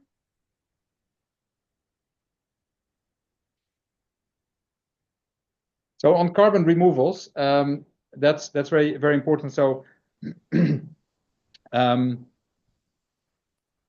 debate immediately always goes to the number of livestock. Let's particularly in Western Europe, immediately there's a debate about, okay, there's agriculture emits too much. We need to have reduction in livestock, and we need to change our lifestyle. We need to eat less meat. That is the narrative that I hear around in this city that I live in, and that I hear from some in urban areas. We think about it differently, though. First of all, agriculture is part of nature, is working with nature. So there's always going to be emissions, and we need to reduce. And there are multiple ways in which we can reduce emissions. It's about how you feed your animals. It's about how you raise them. It's about how you treat the manure, how you manage your land. So there are multiple ways in which farmers can reduce their emissions. So that is, I think, a key aspect. And then the carbon removal aspect is really important. Farmers can remove carbon through their soils and through landscape features, through forestry. Carbon farming is a very important topic for us. We have created legislation to basically set the rules for a carbon farming market. And these are now the detailed rules are now being done. This is done by our colleagues in DG Klima, so the climate policy ministry here. And that hopefully will enable farmers also to remove carbon and be able to sell these removals so that it becomes an additional revenue stream for them. And creating this market is something that we really believe needs public support to set it up, to start it up. So that is an extremely important part of the carbon removal aspect of climate mitigation. If we in our predictions for 2050, where we want to be, we believe there is still going to be emissions from agriculture and a little bit from other sectors, and those need to be compensated by removals. And there, agriculture and forestry play a key role. So this is really agriculture really is an enormously important sector in that regard. Thank you. There was one more on the framework law for sustainable food systems, wasn't there? Yeah, I like to answer that question if I may. Yes, please. Because it was a topic in which I spent about 2 years of my working life here in Brussels. And the question is, why is there no framework law for sustainable food systems? Well, basically, this would have been an ideal instrument to sort of create, a framework for food systems. But then when you start to think about what do you want to put in this law? Can we govern everything? We have an agriculture policy which supports farmers, which does its different things. We've talked about that today. We have a food safety policy. We have environmental policy. So in the end, it was felt that there was maybe no need for an overarching policy framework in addition to what was already there. Also, we have to realize that we have already a treaty that provides the framework in which we operate, with agricultural policy objectives, with environmental policy objectives, with food safety objectives. So it's really also about, in a way, the European Commission is guarding this overarching view on food policy. And that's why I think it's very good that our current commissioner, Hansen, is a commissioner for agriculture and food. So he has this coordinating role. And also now, linked to this vision, there is now a project team in the European Commission made up of a lot of commissioners, the Environment Commissioner, the Climate Commissioner, Food Safety Commissioner, Regional Affairs Commissioner, and so on and so forth, all sitting together discussing as a sub-team of the college policies around agriculture and food. So I think we are able to deliver on a coherent food and agriculture policy without creating additional laws. And I think that is also the realization now that we should not pile law on law. We are now in a phase of simplification of legislation, of trying to reduce the burden on administrations, but particularly also on business. because we believe with Mr. Draghi, who I mentioned earlier in my presentation, that we need to have a competitive European Union sector. We are not growing. Our economy is not growing enough to sustain the investments we need to make. The investments, for example, in defense. You read the papers. In Western Europe, Eastern Europe, Southern Europe, Northern Europe. It's all about more investment in security for Europe, in a common defense capacity. But we need to earn the money so that the companies can pay taxes and people can pay taxes to pay for all of that. And so we need competitiveness. So we really want to avoid additional layers of regulatory instruments, particularly because we think we don't really need them. Maybe this was too long of an answer to the question, but I hope I've explained a bit the thinking that we have today on this topic. Дякую, щиро дякую, пане Гей, що змогли приєднатися Thank you до very нашого much, Sir Gaze, for joining our event. I am sorry, dear colleagues, if you have any other questions, but you haven't received the answers to them. We will gather all the questions, and if possible, we will submit these questions to the European Commission later, and probably we will be able to receive the written answers. Thank you very much. We have one more question for Mykola Moroz, and we will continue with the next part of our discussion. Dear Mykola, the question is, what is the biggest problem for the agri policy and for the Ukraine on our path to the implementation and the alignment of our legislation with the European Union, and what are the solutions? Дякую. Thank you. Дякую. Насправді, In fact, there are key challenges, for example, the institutional capacity, financial provision, the war which is going on in our country and prevents us from making the most of our resources. And one of the biggest problems remains that the question was very good related to the disinformation and the myths created. We are constantly trying to debunk these myths, and we are trying to convey our position to the producers that this is not the case. We are trying to convey our stance to our European partners that Ukraine is a partner and not a threat to them. And I started my speech with the fact that this is about constant dialogue, about asking questions and receiving answers, because misinformation is very corrosive. Thank you, Mykola. Now I'm asking us before the next discussion block, we will have a short presentation from dear Olga Gnatenska. She is the expert in the green dossier. She has been working with us for many years, and she's the author of the majority of our materials, and she studies what is going on in the European Union related to the strategic agrarian policy. Thank you, Katerina. I have a very short presentation.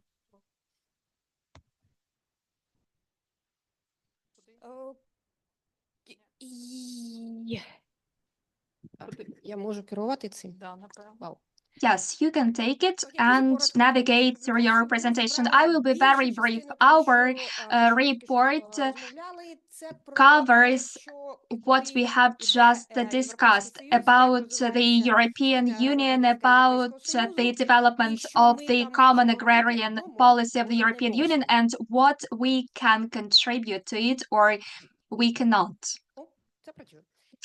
It is working. I will be very brief. Why is it important right now? We have talked about this a lot, and yes, this is the matter of time, and we have to do our best in order to access the European Union, to become the full-fledged partner and to contribute to the European. There is a nuance related to the common agriculture policy. This is a foundation of the European Union, and it created the European Union in the way it is now, the economic pillar, the environmental situation as well, because the agriculture has a big impact on this, and we need to correct it now. So the current common agriculture policy is being reformed. It is decentralized. The European Union does not manage the implementation. They just set the framework for the objectives. And after that, the states receive this policy and adjust it to their context, and they are trying to understand how they can achieve these goals given the needs of the country. This policy is being reformed. We have a new vision and it will be further changed. I will be very brief. Sergei has just told us about the way it looks, but I will mention a few key points. Local solutions, the solutions which are adjusted to our context, given our limitations, our resources, and our needs. The dialogue with all the stakeholders, we need to understand what fits our situation while seeking advice from our partners, from our stakeholders, but this is our decision. The development of nature positive economy and sustainable practices. Again, the solutions which will be workable for us, the support for small farmers and medium-sized farmers, because these people carry the culture, they harbor the culture and the practices that will be viable in their work. The preservation of the local and cultural heritage, because this also preserves the rural culture, which is based on the agricultural production.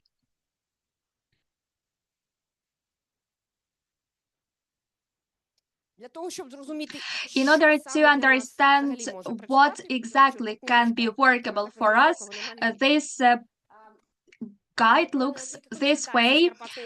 So we had consultations with the farmers from the Zakarpattia region, and we had consultations not only with the Ukrainian stakeholders, but with our international stakeholders as well. You will be able to read more in the guide. The small farms can, and they are very often the agents of innovation. They need to take the niche which is not suitable for a big producer. But there is one issue. It is not only present in our country, but it is very significant. Very few people know about sustainable production, about the impact of the global climate crisis at all the levels.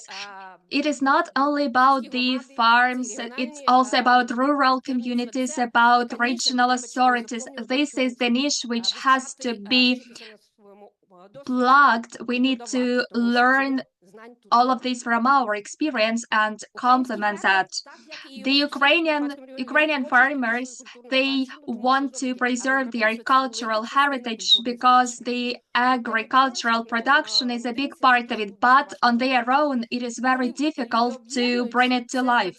When people united, it is much better, but in order for people to be united, they need to take a lot of effort. And if these are small regions, small areas, the farmers are not able to receive some social services, for example, or to call for a veterinarian. So there are lots of issues, but many of us has already mentioned that if we take the European path, let's follow it. We do not say that we need another path. So these are the main conclusions, but you will be able to find more in the guide. This is what Case mentioned. The approach to the agri-production is changing. It is also about food, about cultural heritage, about the emission absorption which emerge from other sectors. This is the ecosystem management and many, many more, not only food. This has changed and we have to change our attitude towards farming. A farmer, the person who works with it, has to be involved in the development of all the documents, but this person cannot do that alone. They cannot come forward and say, do this. We need to provide them with the opportunities to take part in the discussions and the development of such documents. There is a big problem when it comes to the interaction of the farmer and big stakeholders. Farmers talk a lot about this. To find a person, to find an approach on how to talk with their local authorities, interaction with the community are very difficult things. And it is also important in order to establish cross-border cooperation in order to preserve this cultural heritage together. Because, for example, in the Zakarpattia region, the cultural heritage is very rich and well preserved. If we establish cross-border transformation, cooperation, and we harmonize our local policies so that all the players are on the level playing field. This will bring us much better results if we compare it to the fact if we play on our own. So it is important to expand this cooperation to the point that we develop regional strategic plans, including the common agriculture policy of the European Union. First of all, we need to understand one thing. Yes, the European Union, the CAP, the green course is a challenge, but for us it is also an opportunity, and it hinges on us, on the way we implement it.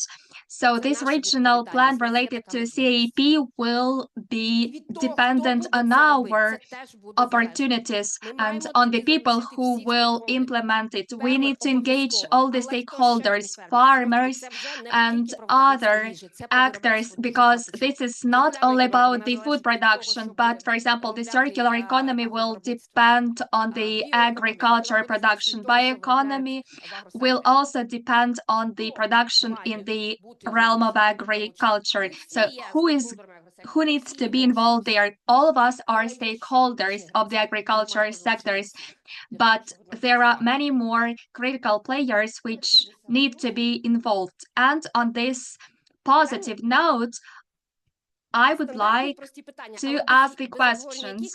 They are very simple. So, first of all, who needs to be engaged? What are the people that have to be asked about the needs and constraints? The second question, how can we engage the farmers, even if it's dependent on them? So we need to create a platform in order to reach the people who want something to say. What are our constraints and our opportunities in terms of the European agriculture policy? What we already have and what we have not. And the most important part, how to avoid mistakes. Thank you, Olha. The questions will be left here for a brief time. These are very important questions about how to work together and who has to work together. I would like to give the floor to the representatives of two European associations, EBAF Organics Europe and the European Environmental Bureau. Laura, first, we are giving the floor to you. We would like to ask the IFOAM and EB about the strategic dialogue which was carried out last year in the European Union, about the way it was carried out, about their experience, whether they remain satisfied with this cooperation in terms of the strategic dialogue, and what can be improved probably. I think that this experience will be very useful for us in our path while we are searching for the answers to the questions which were given. Laura? Yes. Hello, everyone. Thank you, Katerina, for the invitation, and thank you all for being here. I think it's very key to discuss the topic of collaboration, especially during this time where we're really in the crossroad of where we want our agricultural sector to go, and with Ukraine coming closer also to Europe. So it's really a great moment to talk about that. So IFOAM Organics Europe represents the organic movement in Europe. So we have around 200 members in the European Union, but also outside of Europe. And we represent the entire organic value chain. So farmers, processor, distributor, and research center all together to really have a holistic view of the agri-food system and of the organic system. So that's a bit who we are. I work specifically on the policy team, on the Common Agriculture Policy and Sustainable Food System. And like Katrina said, we've been part of the strategic dialogue of last year to our president, Jan Plagge, who's a German farmer, and who really represented IFOAM during this process.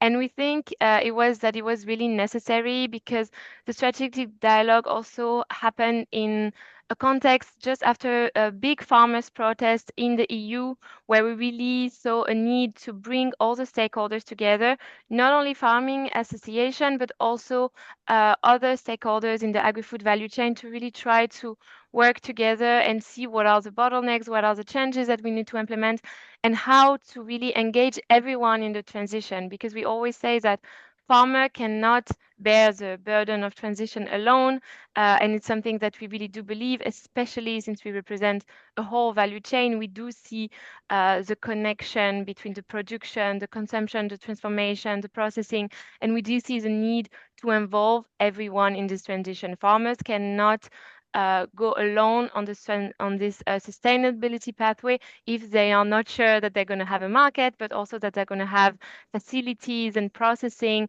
that accept their product. So it's something very important, and it's something that the strategic dialogue well took into account, since there were representatives from processing, from the distributor, but also from entrants.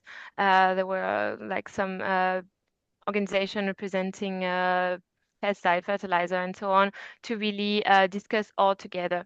So we've been really involved in this dialogue. Jan was co-chairing the working group on farmer income together with the representative of Copa Cogeca, who's the conventional farmers organization here in Brussels. And we really engaged very much in this process, really trying to find common ground with other stakeholders, trying to find more of that, like, where do we want to go? Which vision do we want to lay out in this strategic dialogue, taking into account a bit of everything. That's what we always say. We say that now what we have, the report of the strategic dialogue, is very satisfying for us. We are quite happy with it, but we need to take it as a whole package. We cannot cherry pick what we like or what we don't like. It's a pathway to a better future for our agricultural system, but we need to really implement all of this together. We cannot have sustainable production if we do not have sustainable consumption. We cannot have sustainable production if we do not have the means linked to that. So it's really, for us, it's something to be seen all together and to be worked all together. That's very important. So we are quite satisfied with that. We are very happy that there is a chapter for organic farming in the strategic dialogue report that really highlights that organic is the only legally regulated sustainable form of agroecology in Europe, and that should be continued to be developed through the common agriculture policy, so public funding, but also through the markets, that there should be intervention for that, be it through incentivizing consumer, making organic product more affordable, but also having more organic products in sustainable public procurement and so on. So yeah, the strategic dialogue has been something very important for us, and we continue to really call for the report of the strategic dialogue to be implemented in the 5 next years of this commission. And we'll continue this work in the EBAF, in the European Board of Agri-Food, that has been announced by the Commission, where IFOAM is present, and it will still be our president for now that it's still president, representing us.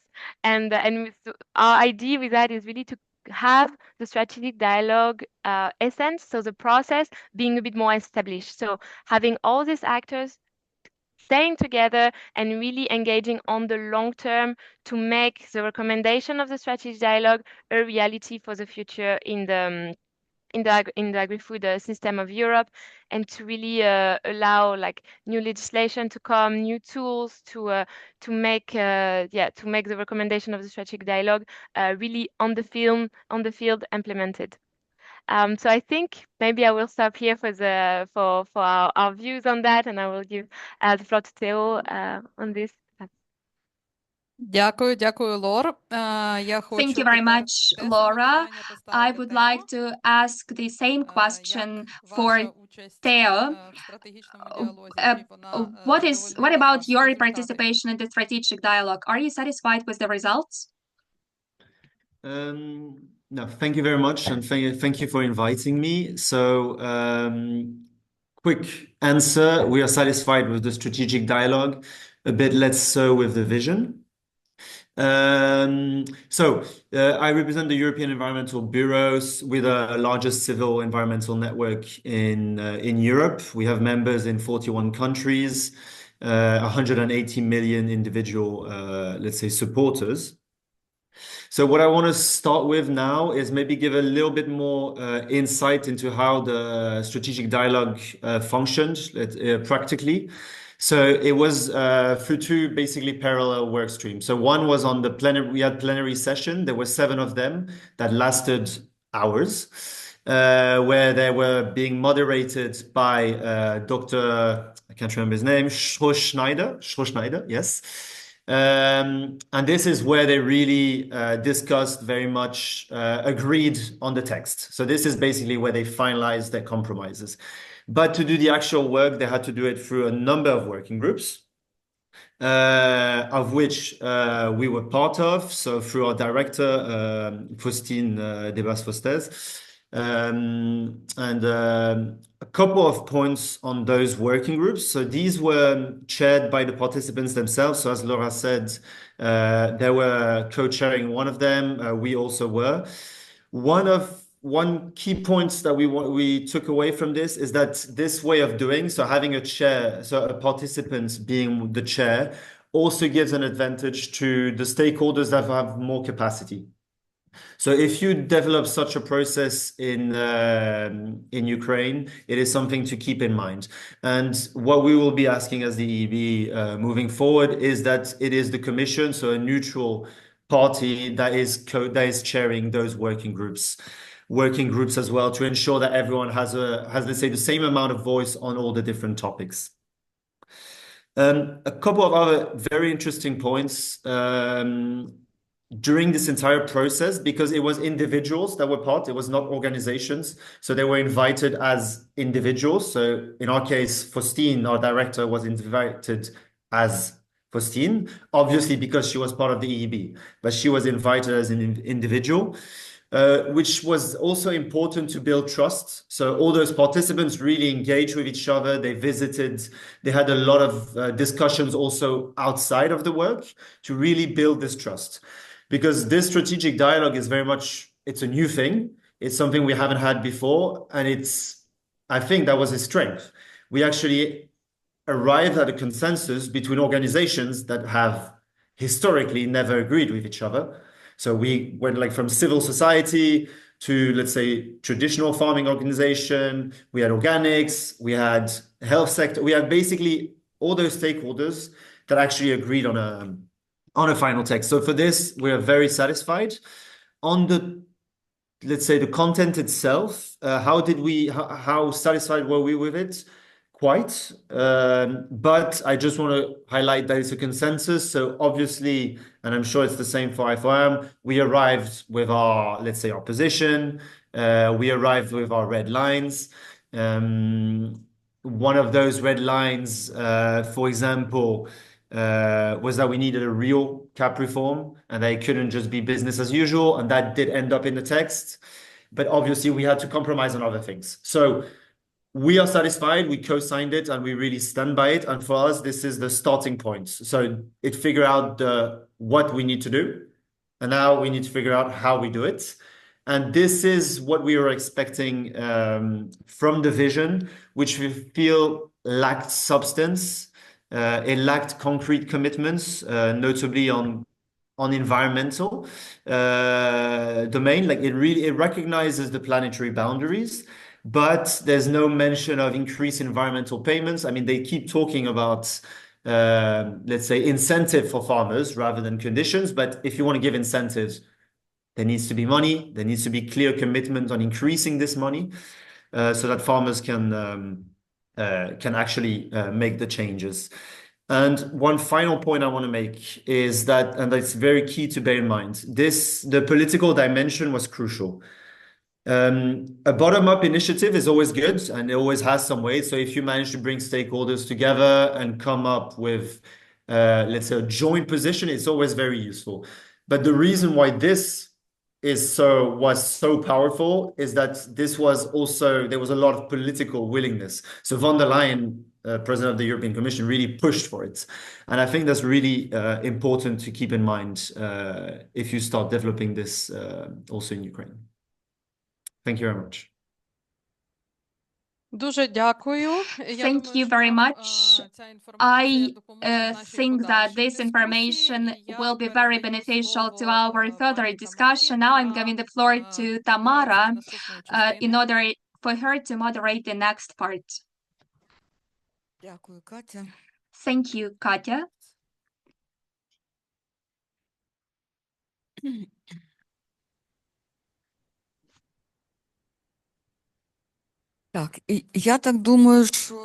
I believe that I would like to ask our colleagues from Brussels to stay with us because probably there will be further questions later, and we would like to hear from our farmers, from our environmental specialists. Could you please recall the questions? And I suggest that you take the seats on our stage. I mean, the speakers who will participate in our discussion. Volodymyr Pugachev, who is present online. The Dunai Soya Association, Hanna Lobchenko, WWF Ukraine, is also online. Andriy Dekun is present with us. So please take your seat. This is the All-Ukrainian Agri Council. Oleg Listopad, the expert in the National Interest Advocacy Network. Yulia Vereshchuk is present online. John Mills, project manager in Ukraine, UEU project institutional and policy reform for smallholder agriculture. We cooperated with this project very tightly and fruitfully. Within the project, we learned a lot from them, and I hope that we were beneficial to the project as well.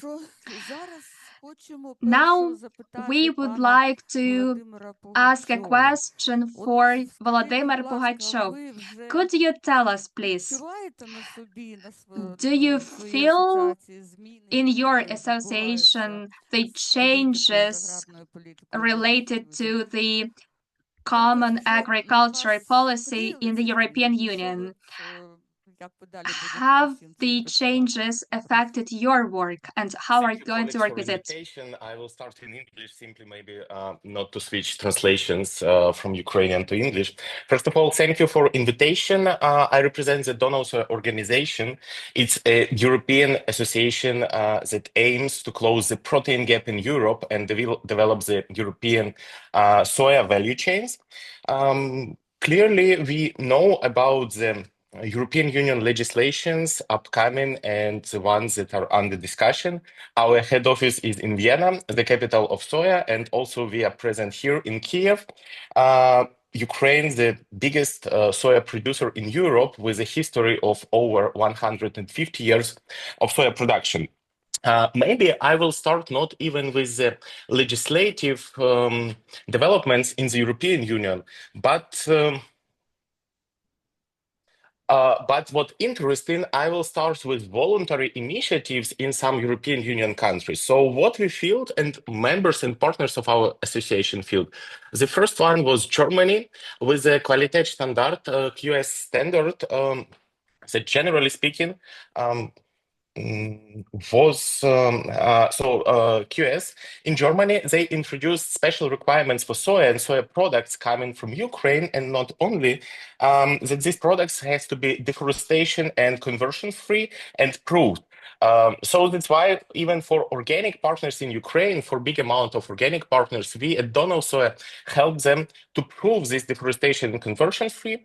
Hopefully, and luckily, we have a very good program, which is named Protein Partnership Program in Ukraine, that supports European soya producers and processors to prove that the production is in line with European Union requirements and also many other sustainability requirements, mainly deforestation, conversion-free proof, or absence of desiccation, use of only European Union approved substances. Surely, the second legislation that was affecting soya last year's, it was so-called EUDR, European Union Deforestation Regulation. We started to prepare with our partners via the Protein Partnership Program also in 2023. So in 2024, we already had the comparison with approval and reports proving absence of deforestation after 2020. Also, traceability to the plot and the approval of legality based on the Ukrainian legislation. And the third one, which we are now trying to prepare, is the upcoming ESRS reporting, so sustainability reportings for companies, for corporations, because anyway, the soya footprint is present in big corporations like Lidl, Kaufland, retailers. So what we started to do, we started to calculate the so-called carbon footprint of soya production in Ukraine. And so, for example, again, for the Protein Partnership Program participants in Ukraine, there is a proven data sets that prove the up to 90% reduction to overseas soya and also up to 50% reduction of conventional European soya in GFLI compared formats, which is also suitable, for example, for reportings under the SBTI initiatives. So simply to summarize, we already know about the developments, but maybe because we have a head office in the European Union, which also follows and contributes to these developments. So it's easy for us, but surely it requires a big amount of work for all stakeholders and partners to implement for Ukrainian farmers, for Ukrainian processors, for Ukrainian logistics to implement these legislative developments. But as we can see on the example of many of Ukrainian companies, it's possible when you know how to do this and you have the clear pathway what you need to do.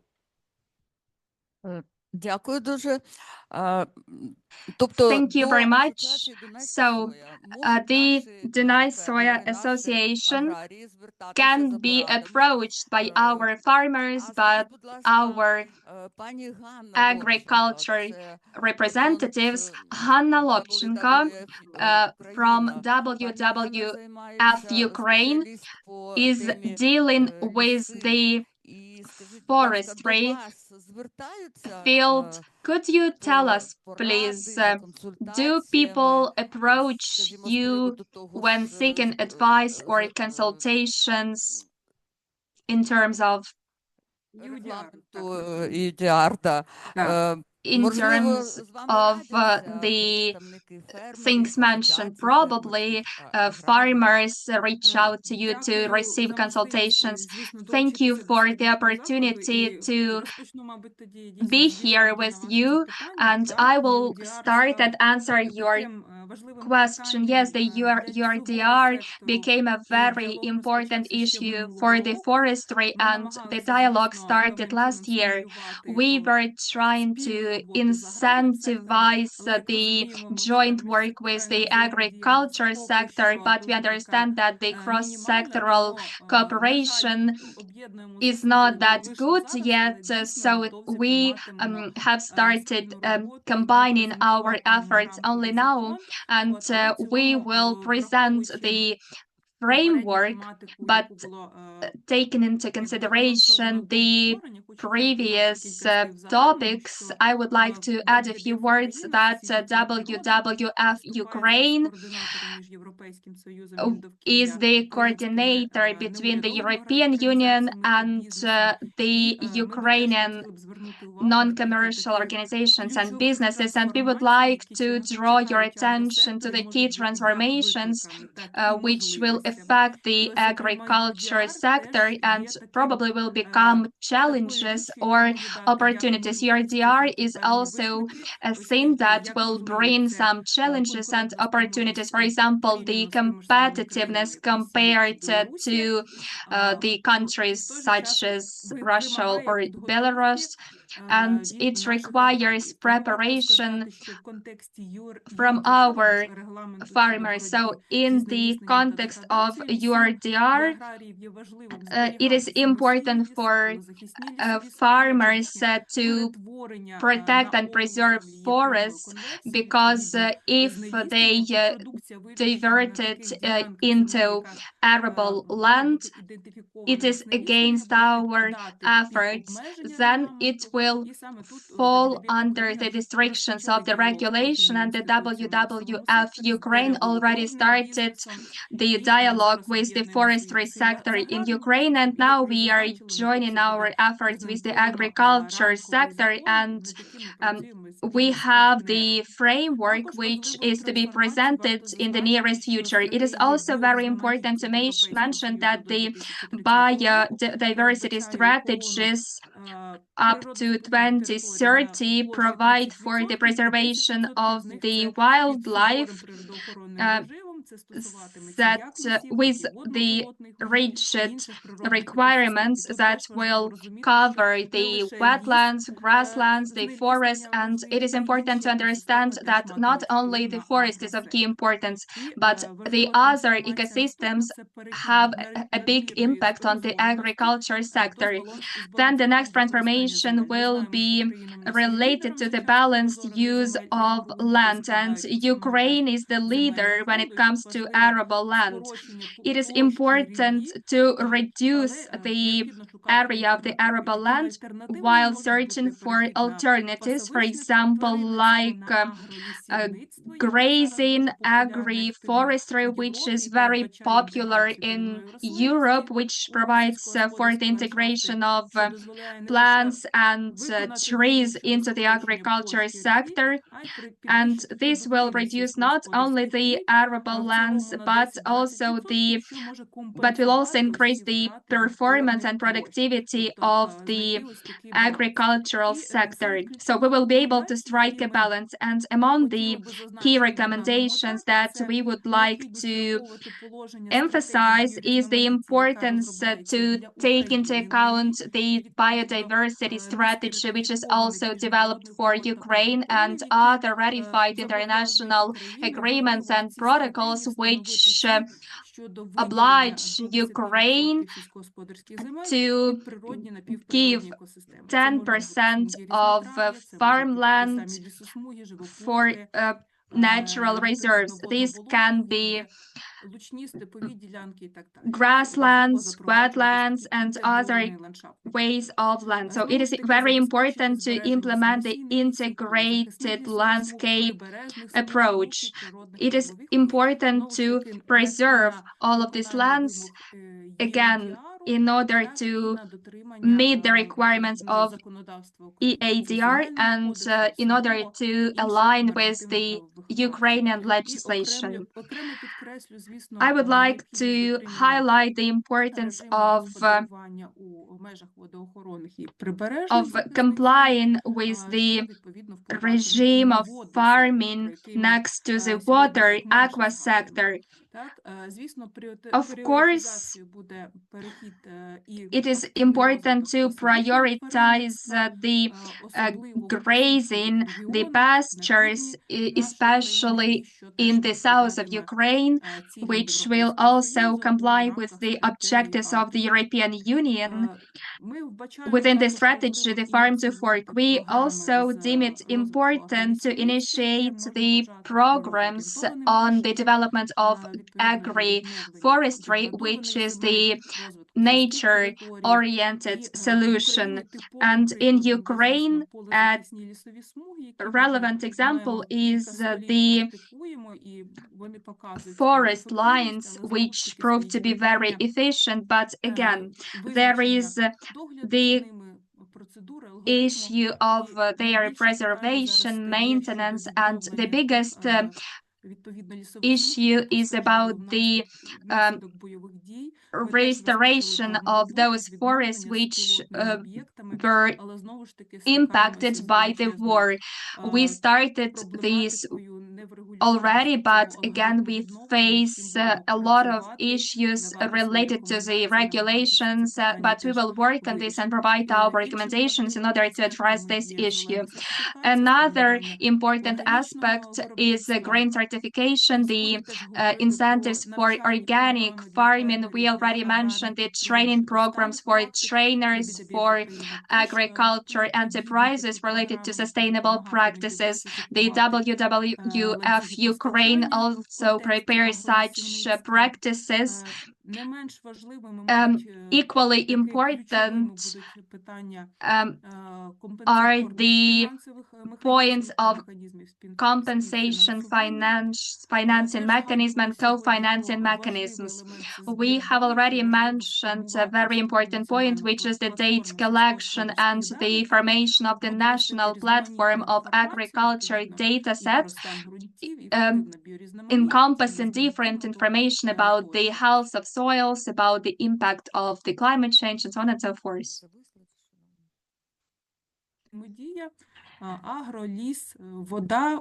And agriculture, aquaculture, forestry need to be united, and different stakeholders have to be involved into this process. There is one European principle, which is do no significant harm, which we also need to comply with. The speaker is frozen.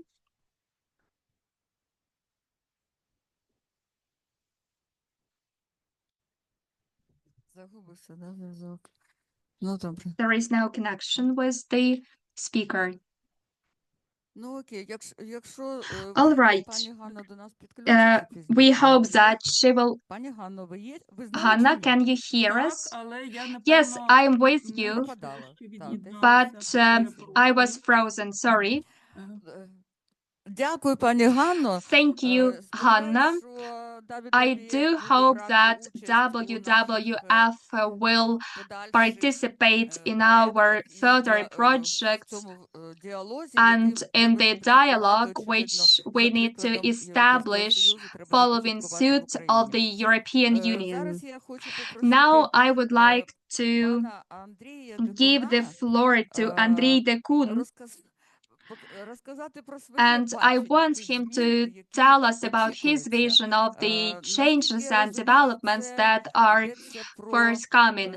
As far as I understand, you represent almost the biggest livestock association. thank you very much for having me here. I represent the Ukrainian Agri Council, the association which represents the medium-sized agri-business in Ukraine. We have more than 3,000 enterprises, and we have two animal husbandry association, the producers of dairy products, and the Synergy Ukraine. I am very grateful for this platform for discussion. You can see the developments. There are the announcements of the high-ranking European officials that Ukraine might access the European Union earlier than 2030. Of course, we farmers dream of the day when we access the European Union. We do support it, and we understand that we need to be fully prepared for it. We should also remember that, unfortunately, as of today, the agriculture is the driver of our economy.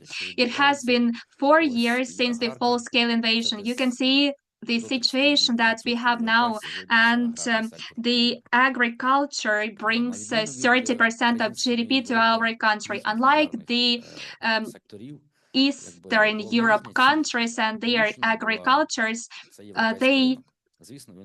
they also have the European market, and it is interesting for us. But Ukraine, even before accessing the European Union, is a big player on this market. We actively market our products across the whole world. Today, it is very important both for our economy, because we need to sustain our economy because of the war. We need to emerge victorious in this war and then access the European Union. We would like to draw the attention of our European colleagues to the fact that we are often blamed that in Ukraine we have big companies, holdings which own big yachts, which only yearn to access the European Union in order to grab everything. Yes, in Ukraine there are big holdings, big companies, but also small companies. The big holdings, they cover 25% of the land in Ukraine, but small and medium-sized enterprises cover the rest of the land, and we need to do our best for us to join the European Union and for everyone to benefit from it. We had a question about the impact. Of course, we already signed the agreement with the European Union about the association. We are just in our legislation, and we already mentioned the deforestation, which is also a relevant issue for us. We have delayed this norm up to 2026, and we communicated with the Brussels, and no one can explain this. We were talking about soy, and about we will talk about maize and other crops which we export to the European Union. And also there is the issue related to GMO. But in the European Union there is a legislation which allows for this, but every country of the European Union does not allow for the GMO of corn. And our main export stance is corn. And for example, if we have this legislation, we seed this corn, but where to market this corn, we do not know. So we have to be very cautious. For us, it is important not to lose it, because the European markets will cover from 50 to 30% of what we produce. Yes, that is great. It is very close and convenient, but the rest of our products have to be competitive in the world, not only in the European market, but in the world. And our main competitor is Russia, and they have kicked us off from Egypt, from African countries, and we need to compete against them. So that is why the European Union needs us. Not only we need the European Union, because one of our biggest problems is immigration. For example, in Africa, immigration is growing exponentially. Just the Nigeria has the outflow of people.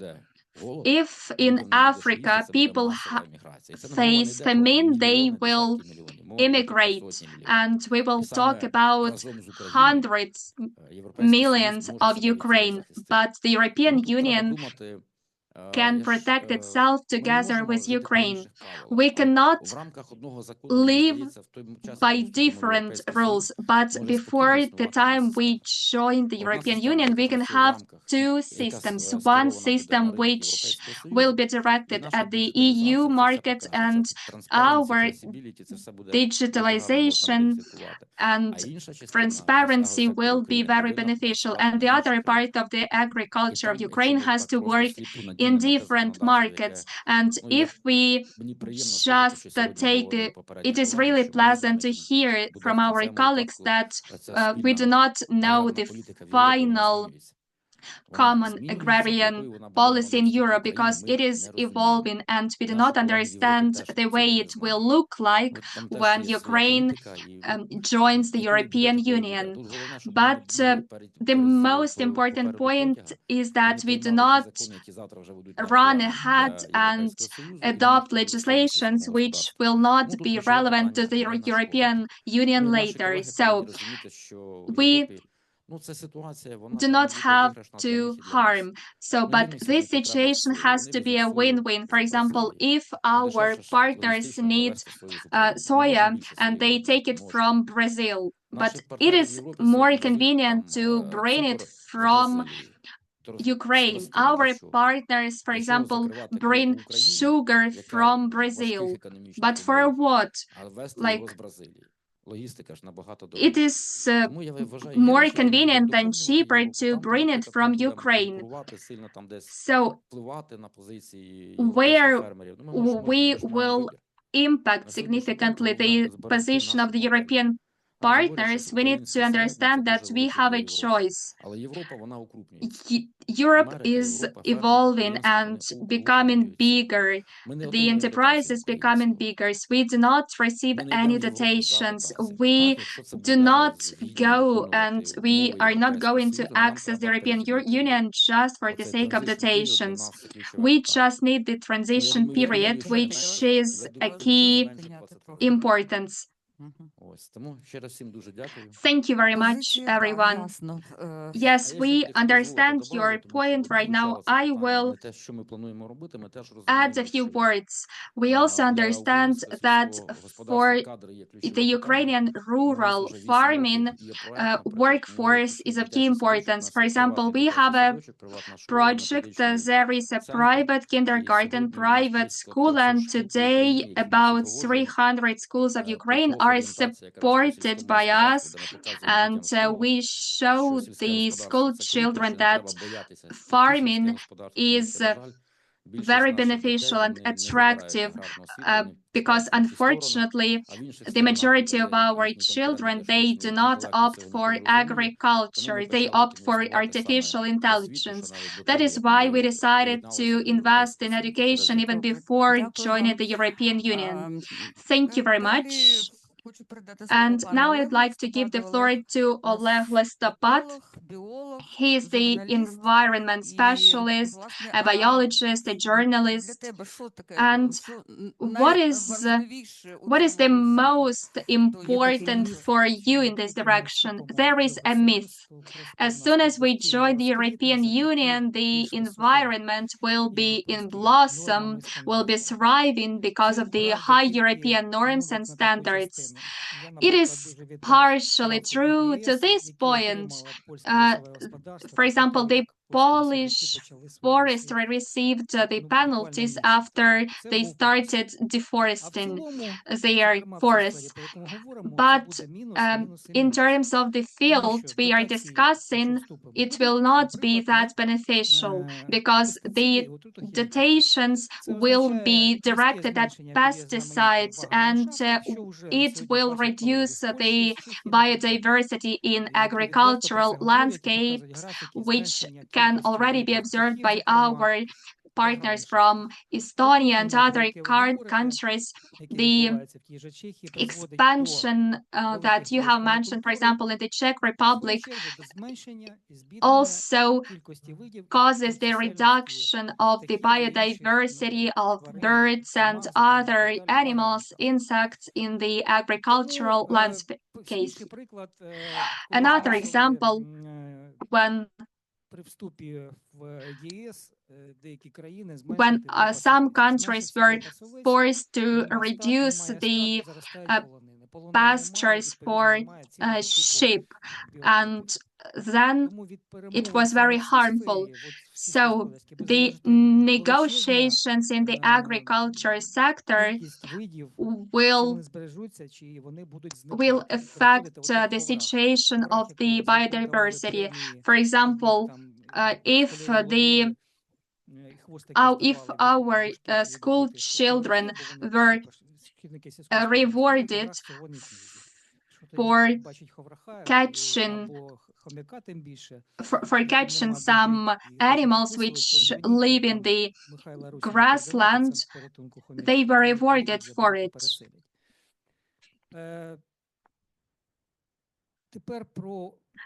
Now, I would like to say more about the cooperation of environment specialists and farmers. I would like to see this kind of cooperation. So now we are going to have projects related to water. For example, there are different associations related to this field. They are very successful, and probably you know already Mikhailo Horich.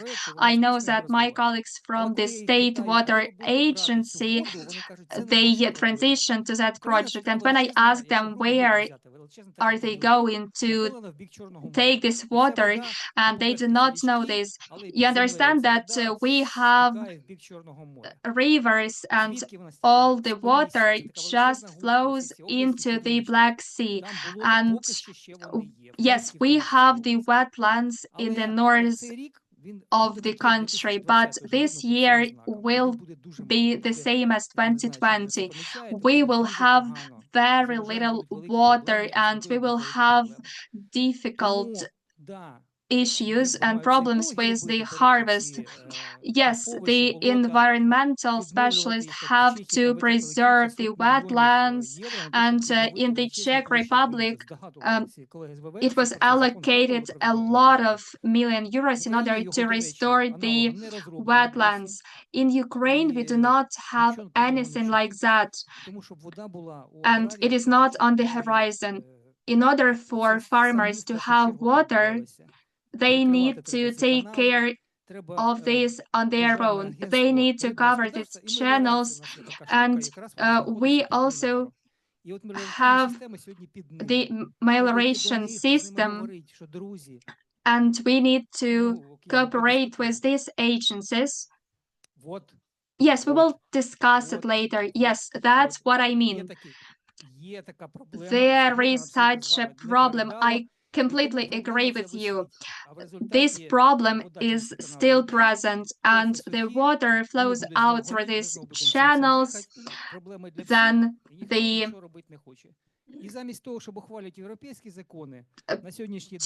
peatlands will burn, and we will just breathe it in. So there is a law about the illegal privatization of the land, beaches, forests is wanted to legalize. There is a petition for the president not to sign it, but time will tell. As for the forests, they are going to adopt a new forestry code. Who believes that forestry specialists believe this. I believe that no, it will not be beneficial at all. As for the forest belts, it's our pain. Yes, so we have already laid the foundation. Do we have Yulia Vereshchuk with us? Yulia Vereshchuk, are you with us? Yes, I'm here. The organic farming, I am sorry, I'm on the way. Sorry, Yulia is an organic farmer. Could you tell us about your thoughts, whether your vision reaches the European Commission?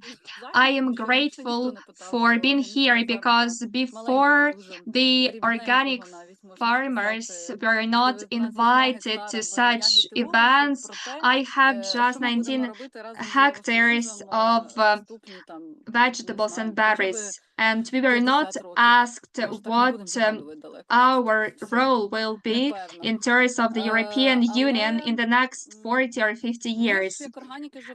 We as organic farmers follow the European standard, have been following the European standard since 2018, and it has been a while, and we produce our products in Ukraine and we market it in Ukraine. I have been listening to all the speakers, and for example, Sir Dekun has already mentioned different issues, but you know, the European Union also has some reservations about that. In fact, we operate on the Ukrainian local market following the European standard. We understand that vegetables are marketed on the local market. For us, for example, we buy European vegetables when we cannot secure them, for example, in summer, in winter. So during the war, it is more about something impossible. In 2020, I didn't think that we will have even more customers, even more clients. We produce our organic produce and people buy it. So business speaking, the organic produce is dated.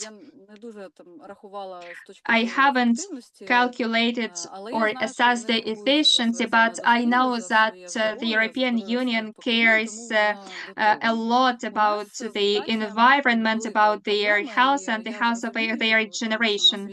We are struggling with dotations because we are going through the war and we need to secure electronic warfare tanks. But what about the European Union markets? You know, we have been operating there for a long time. The difference in prices related to different crops lies in the fact that sometimes Ukrainian produce is even more expensive than the European one.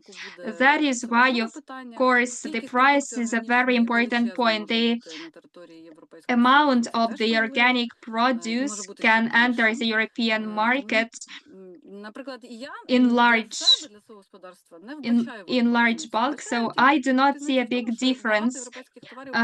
I understand that a lot of European products will end up on the European market after the end of the war. It is very probable. And what about the Ukrainian organic produce? It depends on the pricing. Our produce is much better and high quality. A lot of Ukrainians in Europe say that Ukrainian organic potatoes are very different from German organic potatoes. So for me personally,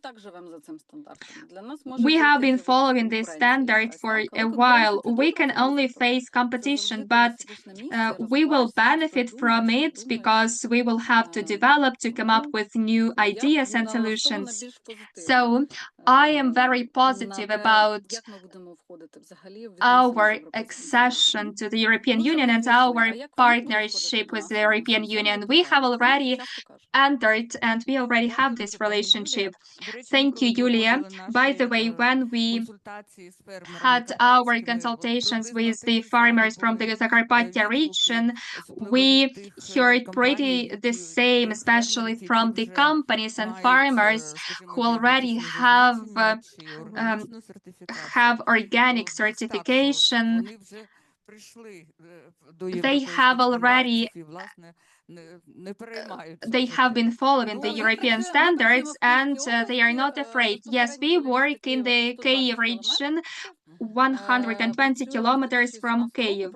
We have been working since 2017 and our produce is marketed online in different supermarkets, in restaurants. So we are working on this and we understand that Ukrainians are aware about the organic produce, but there is the question about the protection coming from our markets.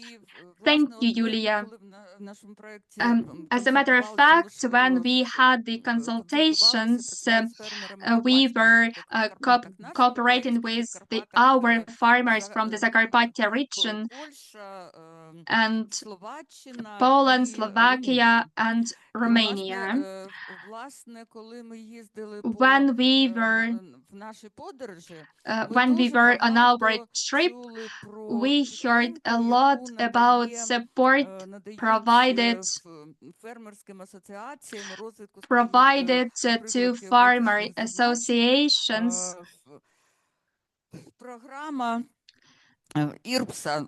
This is the IRPSA program, which is represented by John Milnes, who is the manager, the coordinator of this program.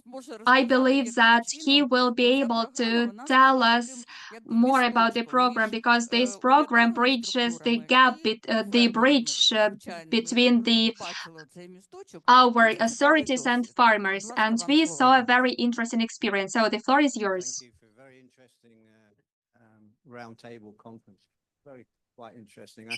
I want to pick up on a few points that Mykola Moroz raised from the ministry, which I think are very important, and some of the big issues that she thinks is faced by Ukrainian agriculture. And the first one he mentioned was the capacity of the ministry and the various institutions to actually implement what the EU is going to require. If you're going to eventually join the common agricultural policy, even if it is reformed and changed, there will be some basic things in place which will still exist. And I still remember that not so long ago, the Ministry of Agriculture was dissolved entirely and put into the Ministry of Economy. I don't know, maybe I've been here too long, but at least 5 years ago. And that was the thinking at the time, that agriculture is commercial enterprise, and all these things that you're discussing today about environment, biodiversity, rural development, small farms, is nothing to do with agriculture. It's a commercial activity. I think that it was a realization that was a mistake, and then the Ministry of Agriculture was put back. But there is still this underlying thinking that agriculture is really, because it's so important to the economy, a very important commercial activity. So it's very interesting you have this roundtable where you're discussing not just economic things, but also rural development and environmental. So, you know, I think that's very important. We've spent the last year really trying to explain to the government about the way in which the EU thinks, the kind of things which the EU will expect to have in place. But it's also the other way around. It's the EU, the DGs, which are representing Brussels, starting to better understand that Ukraine is I won't say you're not a normal country, but agriculture is so fundamental to what you're doing that the thinking is slightly different. And there will be this screening process, which will be going on in the next 6-7 months, where EU will ask questions to better understand really where you are in terms of being able to implement the various laws and directives and institutions that are going to be needed. So this is something we're working very hard on at the moment with the ministry, and there will be some presentations to Brussels in September by your government, so that there's a better understanding both from the Ukrainian side and also from the EU side. While I'm here, I'll just introduce you quickly to Michael Wolf here, who's sitting here, who's a very important link in this. He represents DG Agri, but he also comes to Ukraine quite often, as I say, so that EU can better understand how your issues, your problems, but also how you're thinking. Having said all that, you've made some really big decisions in the last year. One was the adoption of this agricultural strategy to 2030. This was adopted in November. It is such an important document, I think, not just for Ukraine, but also for the EU and also for other donors, because this gives us some understanding of where you want to be in the next 10 years. And there's 7 strategic objectives in there, including food security, including environmental stuff, et cetera, et cetera. And we're working at the moment with the government on developing an action plan so that we can clearly see what you can achieve before 2027. That was a big success. The other thing I think which has been a really, really good success is the adoption of what we call a state agrarian register. This is a register of people who are producing, and this is really, really important. You've got 175,000 farmers registered on that register at the moment. Still, for EU, that is a small number, but it's a lot more than you had 1.5 years ago. And as Ben Hell emphasized, you still haven't really clarified under your own legislation what farmer is, who is a farmer, yeah? You still tend to go back to commercial companies, different legislation, which is a commercial company, but everybody who's producing for us is a farmer, and this has got to be better defined. And it's important because in the future you will get money not for necessarily whether the farmer is registered a limited liability company or whatever, but in the fact that they are producing agricultural products. So still work to be done, but it's definitely a step forward. Other things which are big issues, defining land plots, land parcel identification system, we call this, so that we know which farmer is managing which plot and what they're growing. This is going to become increasingly important. World Bank are working on that. Something which we call a farm accountancy data network. I see Vladimir Bugajov is here. He's looking at that. This is really to understand your farmers better. What are they producing? How profitable are they? A number of questions, which is fundamental information for the EU. And all the EU member states collect this information. Establishing what we call a managing authority. This is an authority which will do all the analysis and set the policies for the future of agriculture. You don't have one of these existing at the moment, and we're discussing this with the Ministry of Agrarian Policy and Food to establish this. And then establishing what we call a more EU-like payment system. In the EU, member states have payments agencies. You don't have one. We're working with the government to help to develop one and possibly reform the Farmers Support Fund. But at the moment, there's a huge amount of work that needs to be done in order for you to receive funds which the EU and you would like to be able to support your agriculture. But until there is this transparent system of dispersing money, then obviously it's more difficult for the EU to provide you with that money. The second issue Mykola mentioned was the war. I mean, you can't get away from the war. It's a situation which no EU member state is facing. And as a result of that, the way in which the EU is financing you is in a different way to other countries who are pre-accession. And you receive the 60 billion from the EU, much of it in direct budget support, but also for other things. And that is the funding mechanism that has to be looked at. And I know there's a lot of workshops about what countries received 20 years ago, 15 years ago, but nobody received 60 billion in financial support like Ukraine has. And you have to be able to use that in a very innovative way, which will also help the smaller farmers. We have dispersed in the last 2 years 70 million, helped to disperse, we haven't dispersed it, 70 million euros in grants, production support grants, and another 4 million in matching investment grants, which we've been doing alongside the Food and Agriculture Organization of the UN. These are preliminary projects. We're looking now at scaling it up into international programs. But all the things you're discussing now have to be part of that. There has to be more better understanding of good agricultural practices.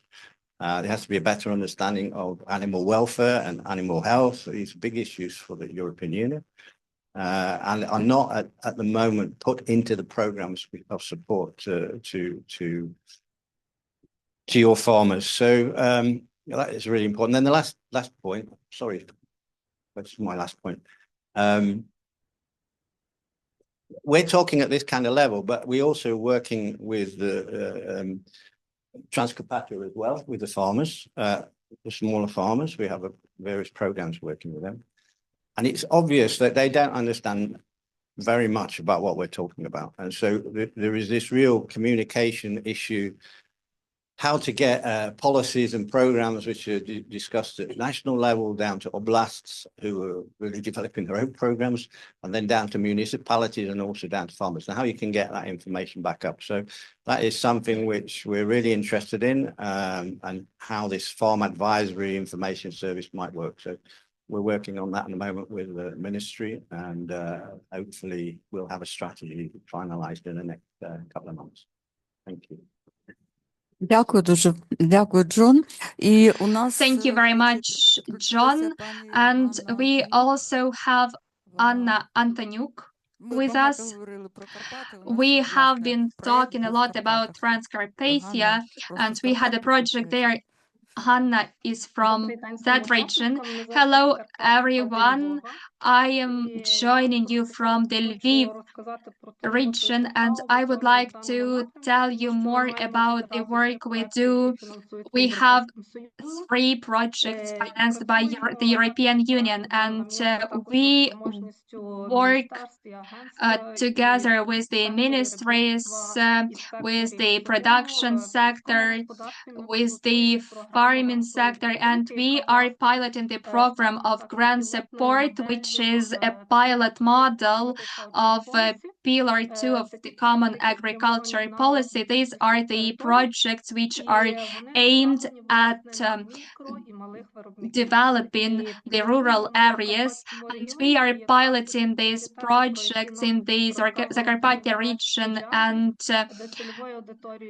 our target audience is women, organic farmers, or farmers who are limited in their geographical area. So these are our target participants, and we work with dairy products, with berries, fruits, and vegetables. We also cover the honey production, and based from our hands-on experience, we do not have our small farmers today with us, but on their behalf, I can tell you what we have been observing. We have paid around 118,000 million hryvnias in grants, and we can see that small farmers face a difficult situation. They use an old-fashioned, outdated equipment, a lot of manual work, and they are not aware about the best practices, about how to treat manure, the nitrates directive, and all of this is present. These people do not only need monetary support, but they also need the technical support, which is not always provided, especially to the small and micro farmers, and they do not know where to seek this kind of support. And probably my key recommendation will be for all the state programs which are realized to include the awareness rising or training component, because they provide funds, but there is no training work. We understand that there are no resources in our country, but such resources are available in donor projects. There are scientific institutes with this kind of expertise. Probably we can forge a cooperation when these funds will be given if the training is completed, because we discuss a lot what is waiting for us in the sector of big producers. We have an issue with small producers because they are mainly on their own, and they are numerous. We forget, probably not forget, but we think that when we access the European Union, we will have our conditions or requirements for the local market, but when we will market the produce to the European market, we will follow these requirements. But it's not the case. If we access the European Union, their requirements will also be relevant for our small producers. So now we need to draw attention to these points, and we need to provide farmers with technical support. And another question from Olha about the platform for communication and where we can communicate with farmers and learn more about their needs. This can be the state agriculture register, which allows to carry out the surveys of the people registered. We have a lot of users and farmers. They have their accounts with all the information, and we can communicate with them via this state registry, learn their needs and understand the level of their readiness and their awareness about our way to the European integration. Thank you very much, Hanna. Thank you very much. We are running out of time already, but we have questions and a raised hand from Natalia Prokopchuk.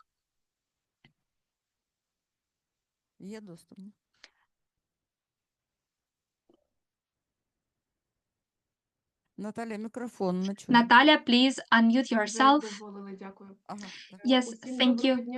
Hello, everyone. I represent this Swiss Ukrainian program QFTP. I would like to mention that we've had a very interesting event today with lots of experts from different countries, from different sectors and fields. I would like to mention that Switzerland also assists the Ministry Ministry of Agriculture of Ukraine to align our legislation with the European Union legislation in the direction of agriculture sector. For example, Switzerland has been working with Ukraine for 23 years in organic sector and for 10 years in dairy sector. We will continue our work in the priorities set out by the Ukrainian state. And we would like to mention that Switzerland decided to extend our program for another 2 years up to 2028. I believe that we cooperate with the Ministry of Agriculture, but our recipients are other agencies, but we will continue our support for dairy and organic sector, and we will help Ukraine to refine the legislation and build the partnership between the private enterprises and public sector. Do we have any other questions in the chat, or is everyone tired already? All right, then if we do not have any questions, then I believe that we will believe that our main conclusion is that we need to continue our discussion, our dialogue. I think that the experience that our partners from the European Union told us about the EB and IFOAM organics have elaborated on a very interesting experience, and we will probably ask for additional clarification or trainings from our European partners. But I would like to add that we need to establish the strategic dialogue, but environment specialists, agricultural sector have to work together and to reach a consensus, because we are moving into the European Union together.